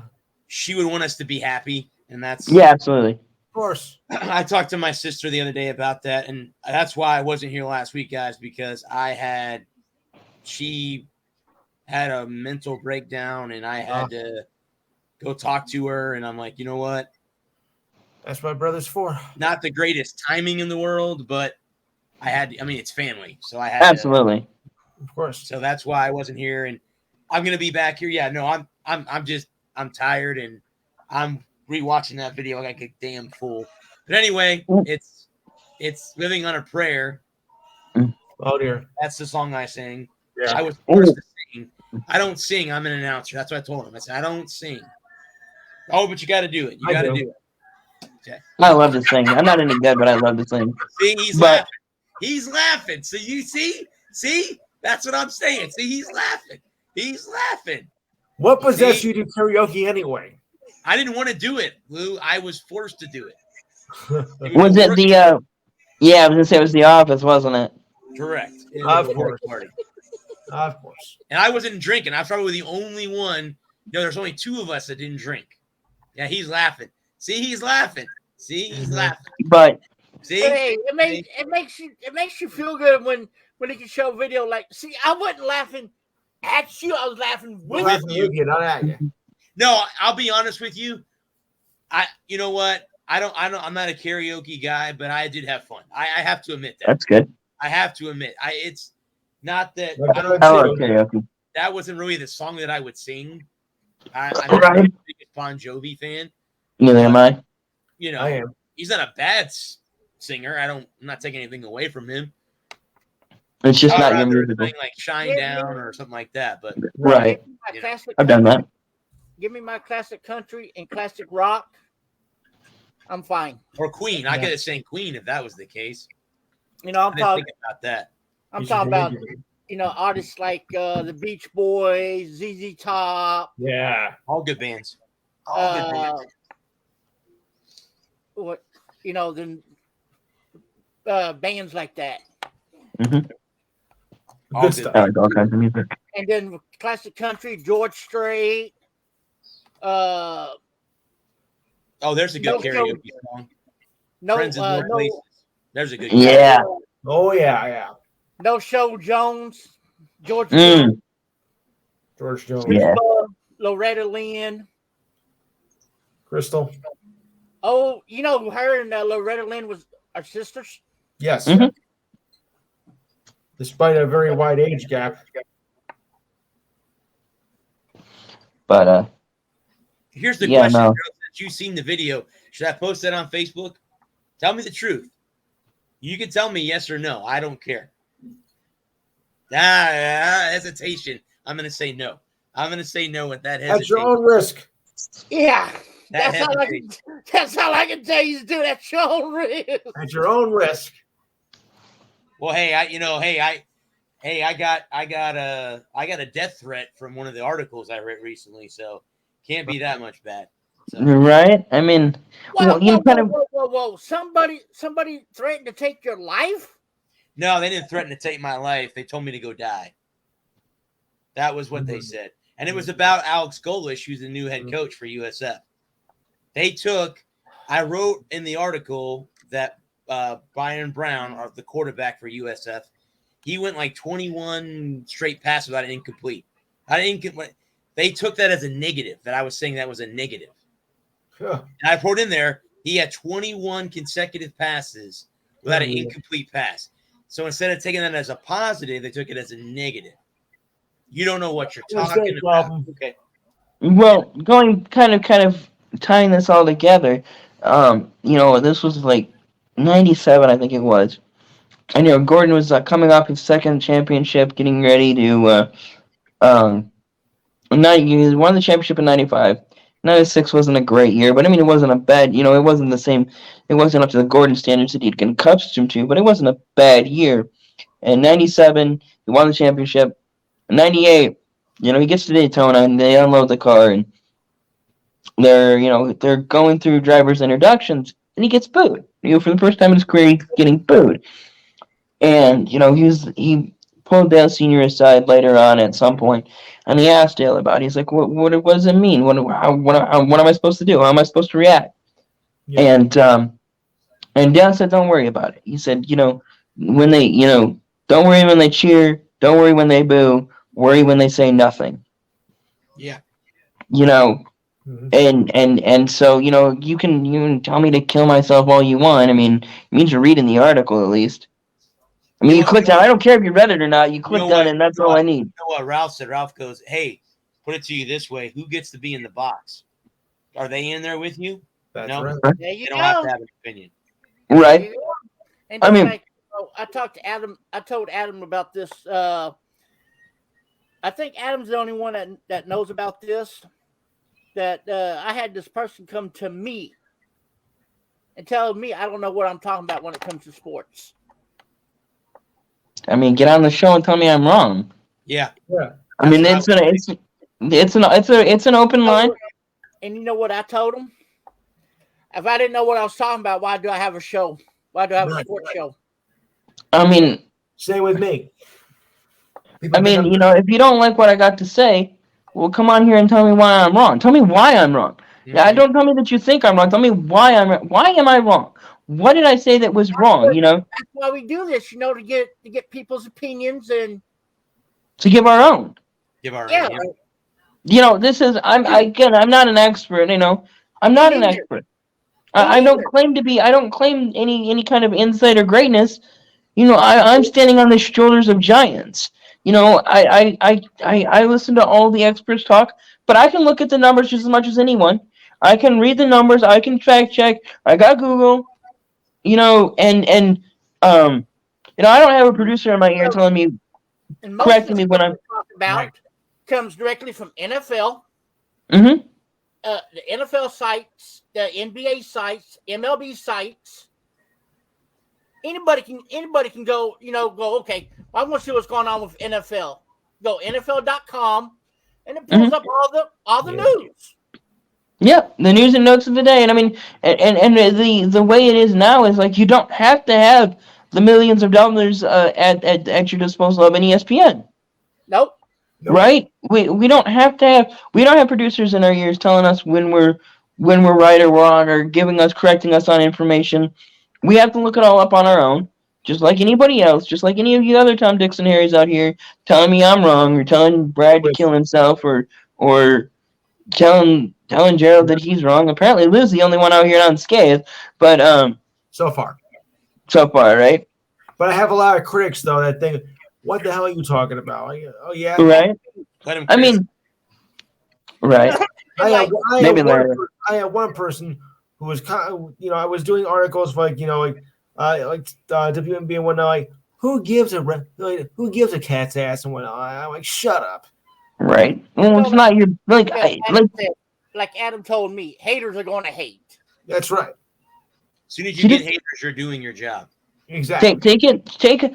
I understand the difference between criticism, like, hey, that was a bad take. Like, okay, Tell me I'm wrong. Tell me where I'm wrong. I don't mind you I don't mind you disagreeing with the four of us disagree with each other on a weekly basis. Yes, we do. But tell me why I'm wrong. Explain to me tell me what you think that is different than me, other than just saying no, you're wrong.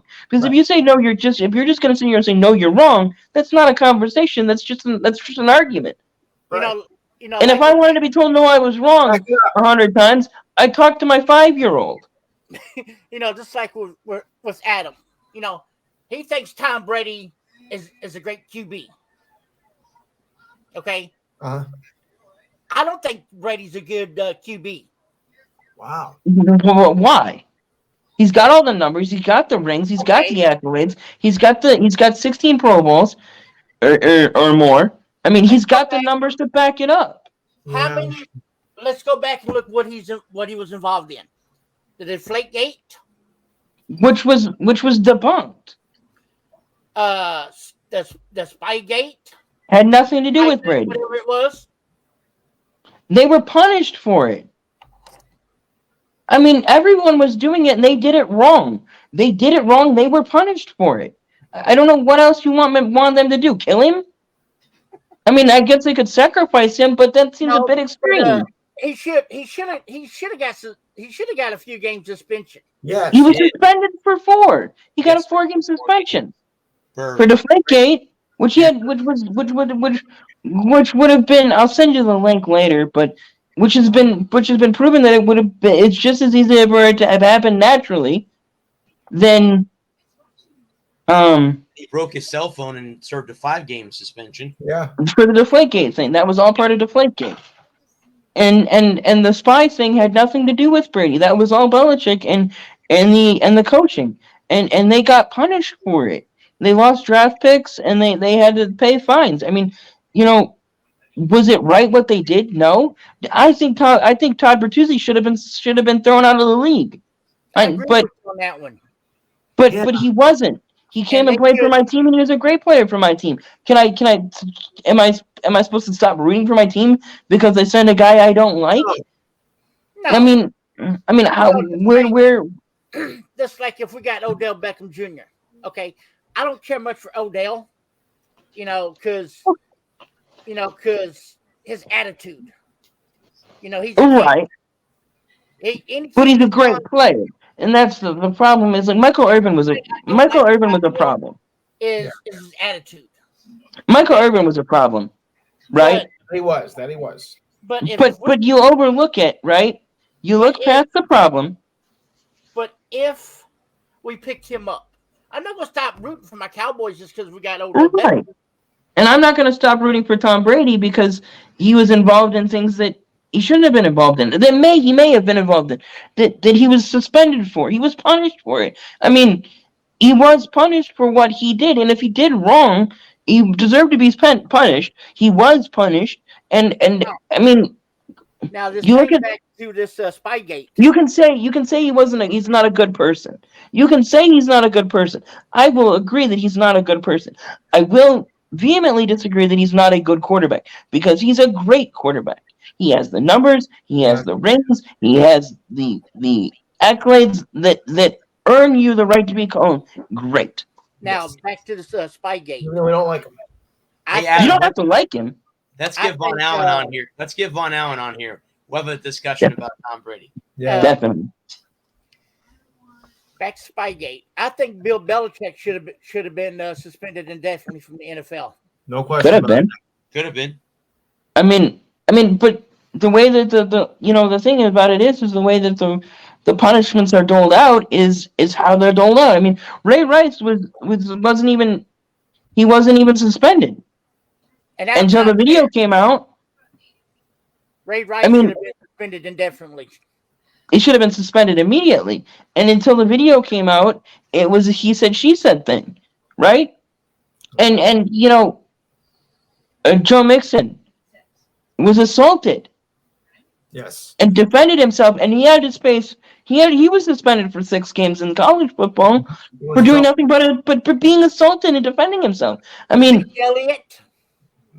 That was horse shit. That was horse shit. Zeke did nothing wrong. But I'm just saying, those are the kind of punishments that, because you go back and watch the video Well- of what Zeke did when he pulled that lady's top down. She was laughing about it. She thought it was funny. And yet, Right. Yep. I kind of, I think the thing about it is that we live in a culture now that is so sensitive to everything That's the Yeah. that problem. you can't, that you have to do, that you have to take, as a media, well, look at what your situation was and what you had to do for your show, right? And we'll spare you the gory details, but, things happen where you have to make a call one way or the other, and, you can't just ignore certain things, and any code of conduct and personal conduct. I understand that kind of thing, and because, well, I remember about 15 years ago, maybe longer now at this point, but Wow. there were a lot of ne'er-do-wells in the NFL who were giving the NFL a bad name, Yes. and the players and the fans wanted it gone, wanted those people gone. So the NFL said, okay, we'll deal with it. And they changed the way the rules were written. And they put the player conduct policy in place as part of the CBA in 2012, which would go into the 2013 year. And they changed the way the rules were written, and they changed the way punishments were doled out. And now we're here 20 years later, and everybody's going, it's too much. I mean, as a league with an image to protect, and children that watch, and parents that watch, and a reputation to protect, and an image that they've tried to scrub for the last 15 years, things that you might have gotten away with before, you're not going to get away with anymore. And it's like when they change, if they lower the speed limit from 55 to 50, and you still go 50, you're going to get a ticket. Just because you've always gone 55 through there doesn't mean you can still go 55 through there. Nope. Well, You can't drive to 55. reiterate on what Adam was talking about on my show, I'm not going to go into the gory details, but I would tell y'all off camera what happened. Let's just say I found out something about somebody that was a part of my show that I don't deal with, Right. and so, to protect Kevin's image and the image of the network, Mm-hmm. I had to cut this person loose. Again, personal conduct, inappropriate personal conduct is what. Now, did it Right. kind of hurt that I found this out? Yes, because I really didn't think this person was like this. And they were participating in inappropriate conduct, and they. But when I found out about it, I'm like, no. I even talked to Kevin. I even talked to Kevin about this. Before I made my decision. He goes, "Look, it's your show. You do what you think is best." So I'm sitting there thinking, okay. I'll be right back, guys. I'm sitting there thinking, okay, it's my show, Right. but Kevin's network. Mm-hmm. No, he's the one that came up with In the Zone Sports Talk Network. Right. So I had to sit there and be like, okay, like I was saying, it's my show, but his network. What's best for both of us? What's good for the goose is good for the gander. Mhm. Because if I kept this person on, and these other people that he's trying to get in cahoots with found out that he was on there and what he did, Yeah. that could make it look bad for Kevin. I can make it even worse for all of us. So that's why I did what I did. You did the right thing. I agree. I back your play 100%. You bet. Because what he did, like I said, I don't play with that crap. Mm-hmm. Inappropriate conduct, and then I think that's the best way to sum it up: is inappropriate conduct. Yes. And then let your imagination do with it what you will. But as soon as the show's over with, if Lou sticks around, I would fill y'all in on the details. Right. Yeah, you messaged me right after it happened. I was like, look, bud, whatever you think is right, I wouldn't mess with it either. Because it goes back to what you're saying about, reiterating what, the idea of building this into something more than just 4 guys on their laptops. Exactly. Having a studio presence, having sponsors come in, and if they were to find out that someone associated that was affiliated with the show and we hadn't done anything to distance ourselves from them, that would look really bad when we were trying to court sponsors or court platforms that we want to be hosted on. So, I guess it's kind of where the NFL, where the NFL is at with Zeke, starting next year, we're gonna be Cavs getting ready to do some awesome things with the network. Yeah, we're gonna launch a Roku channel, and we're gonna be building for the future. It's gonna be fantastic. And if they found out that I had a person like that associated with my show, what do you think that could have? If I was an investor, if I was investing in this, let's say I was like, okay, I'll get you guys $1,000. I'll put up $1,000, help you guys build up, right? And then I was to find out what was going on behind the scenes, and I was like, you know what, guys, I'm sorry, but I'm gonna have to pull my funding because I can't support that kind of thing because I have a business, so I have a reputation to protect myself. Exactly. Yeah. Right. And the NFL is in that same boat, and I think in my opinion, the Zeke Elliott thing was garbage. But as an entity, the NFL they have brands. They're not just, it's not just about football with the NFL. The NFL has a $8 to $12 billion a year empire that has. That if they want to keep the lights on and the doors open, they need Coke and Pepsi and Bud Light and Miller Light and whoever else that pays the bills to continue to support them, even in the capacity of not just sponsorship but vendors, right? It's not just about sponsorship; it's about vendors too. Like if you go right. You got sponsors like Goodyear, Sunoco. Mm-hmm. Yes. I mean, and if they found out something bad was happening behind the scenes, do you think they're gonna sit there and stay with that? No. Stay with it? No. Pull the plug. They'd pull funding. They'd have no choice because they can't. Yeah. We can't be associated with what's going on behind the scenes. So we're gonna have to back out. Look what happened to Bubba Wallace. Mm-hmm. With that fake news. Well, I think about what happened when he threw his tantrum on the video game. Yep. Right. And sponsors are not going to put up with that. And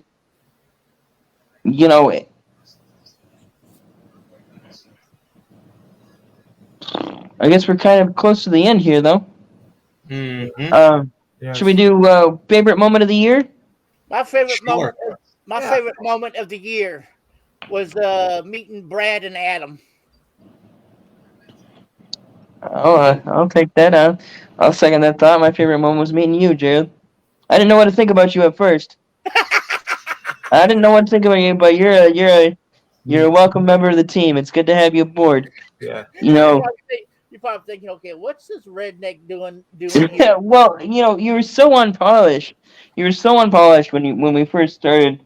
When I first started coming on when I first on your show and started coming on and getting to know you a little bit better, and now you're so good, and as the next year goes on and we continue to build for the future and we continue to grow, and as you get better and better, you'll be able to learn about somebody other than the Cowboys one day, maybe.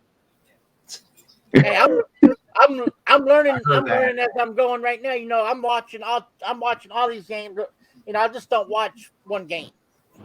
Right. I'm just giving you a hard time, But there's one. Whenever there's a game on, if I'm not doing nothing, I'm watching it. Yes. No, I'm just giving you a hard time because there's one night where we ended up spending like 40 minutes on the Cowboys, I remember that. Yeah, we did. and we ended up breaking down the Cowboys. But it's all good. It's all fun. Guys, Um, it's been a great year, man. it really has been a great year, and I'm looking for better things next year. Now this has been our last show for the year. We'll be back next week. Lou, That's what was your favorite moment from this year? AFC Championship game. That's a good moment. What a game. That's a good one. I mean, Diane and I were going back and, on the phone as the players going back and forth. Dang, you got to see this. And then when Buffalo took the lead, like, okay, congratulations. You won, like, oh, my goodness. I mean, back and forth for the last 5 minutes. So I haven't like that. And Diane is somewhat of a Bills fan. I'm not. So Right. I thought, that was it. But the Chiefs went out to win. Like, this was the greatest, wackiest, wild game I Finish. think I've ever seen in pro football. And I don't know if y'all heard my wife or not, but when Adam said he didn't know what to think of me when he first met me, my wife says nobody ever does. Yeah. No, you were just so unpolished and so like hesitant in my first show.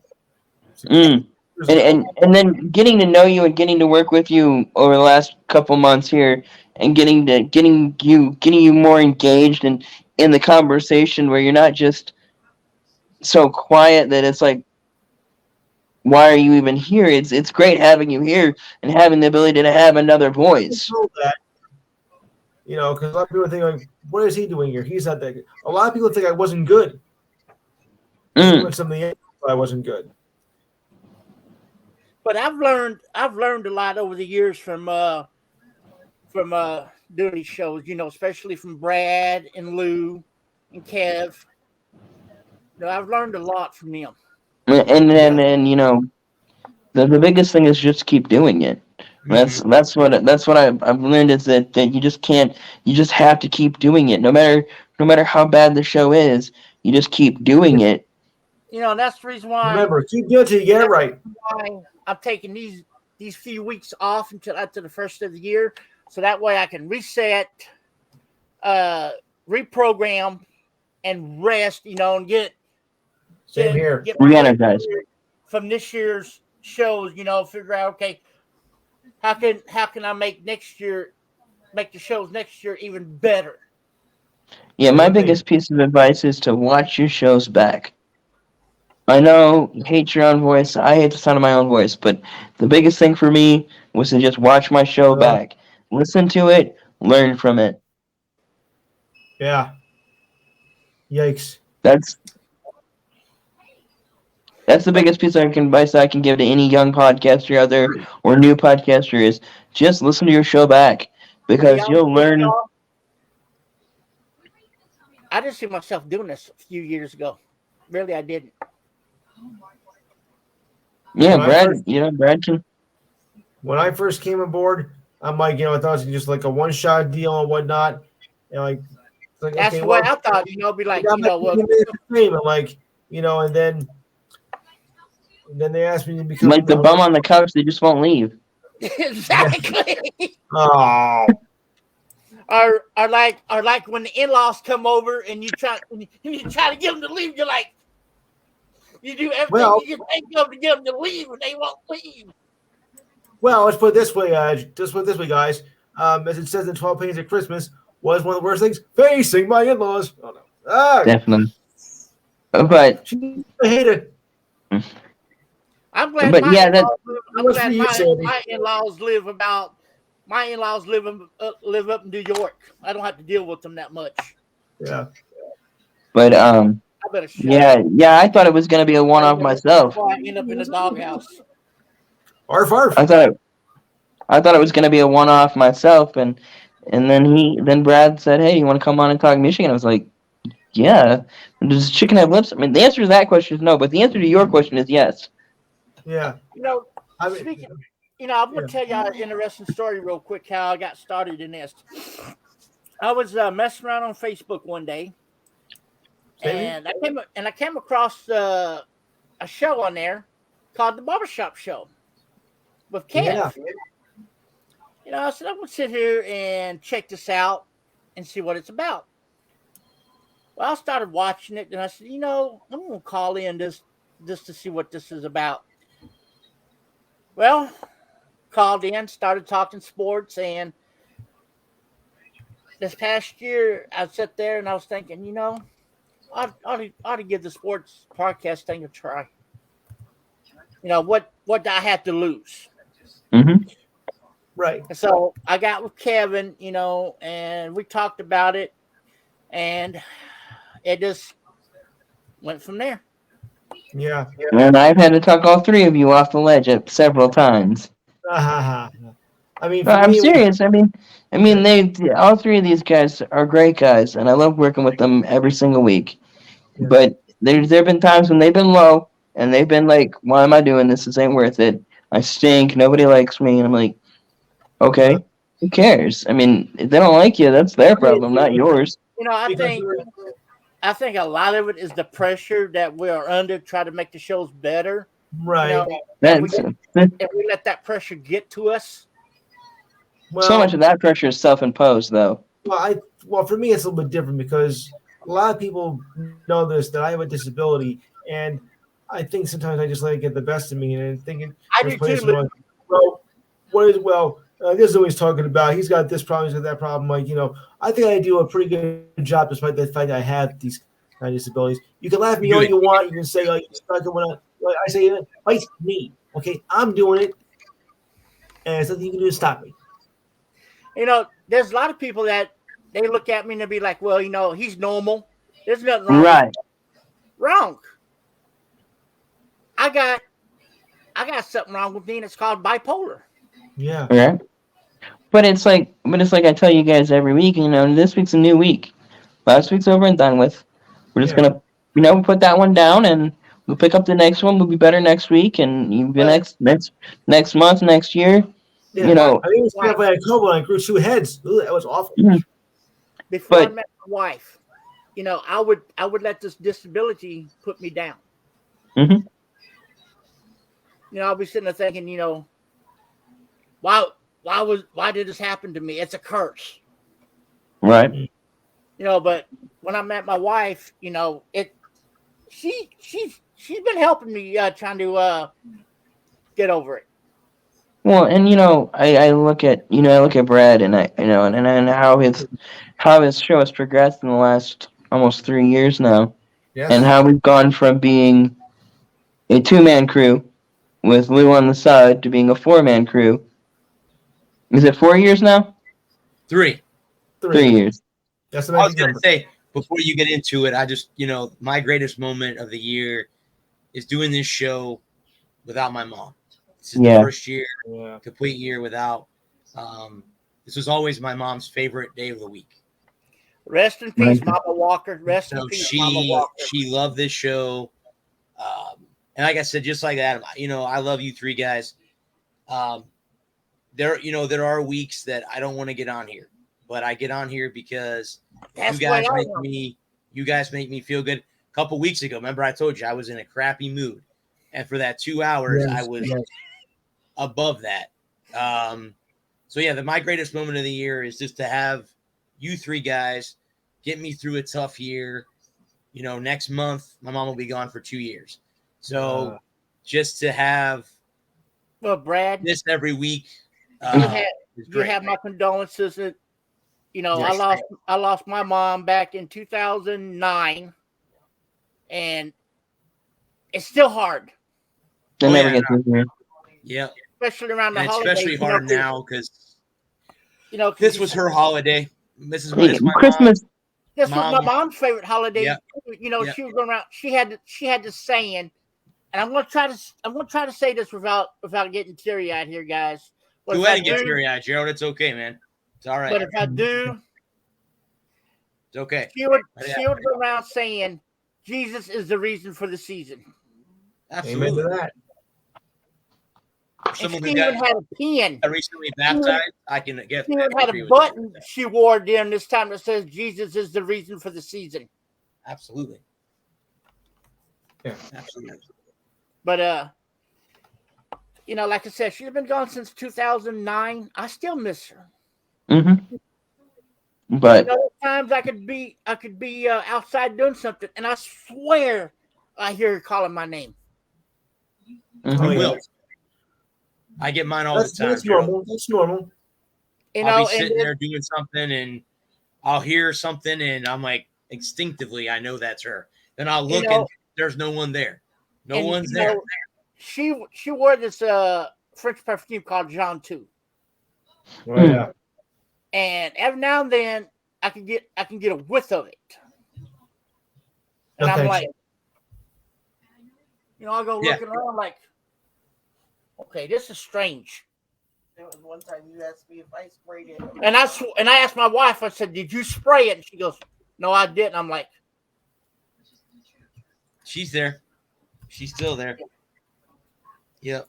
and my mom was a big jokester. She loved to play practical jokes on me.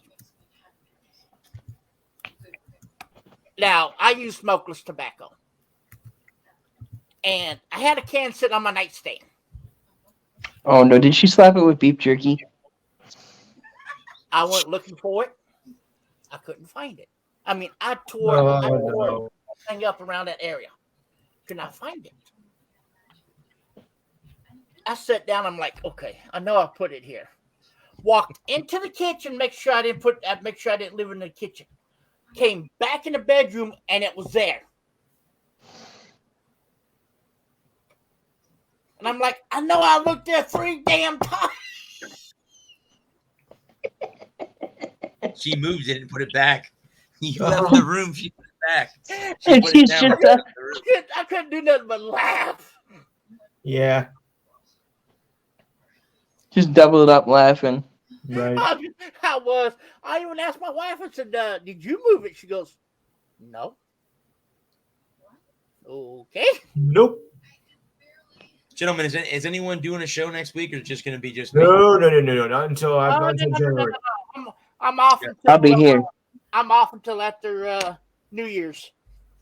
Well, with that, Oh, I'll be making a special appearance next Friday night on a news show.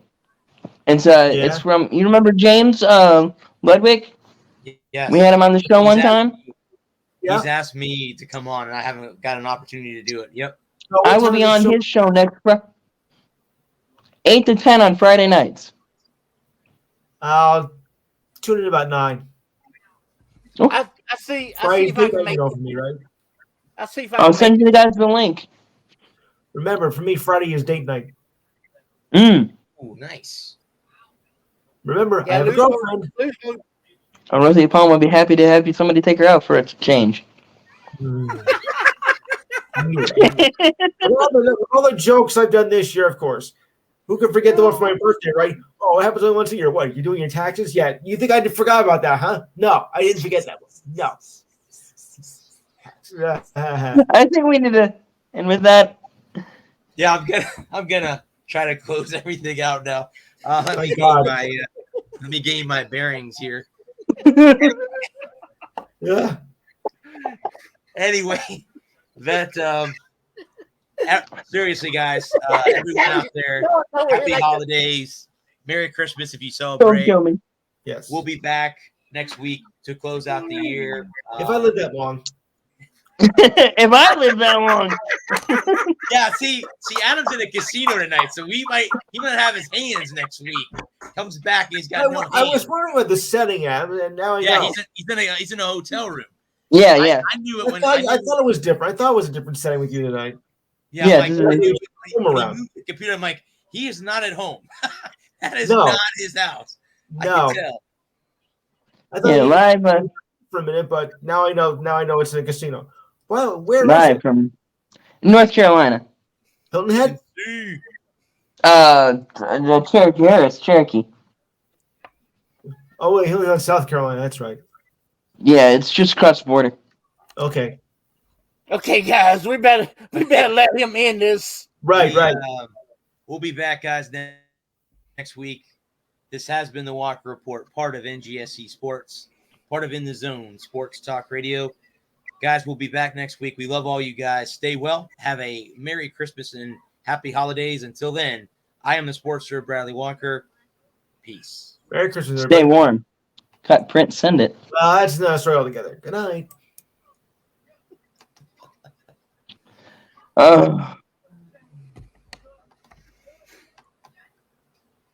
You still showing live there, Mr. Brad?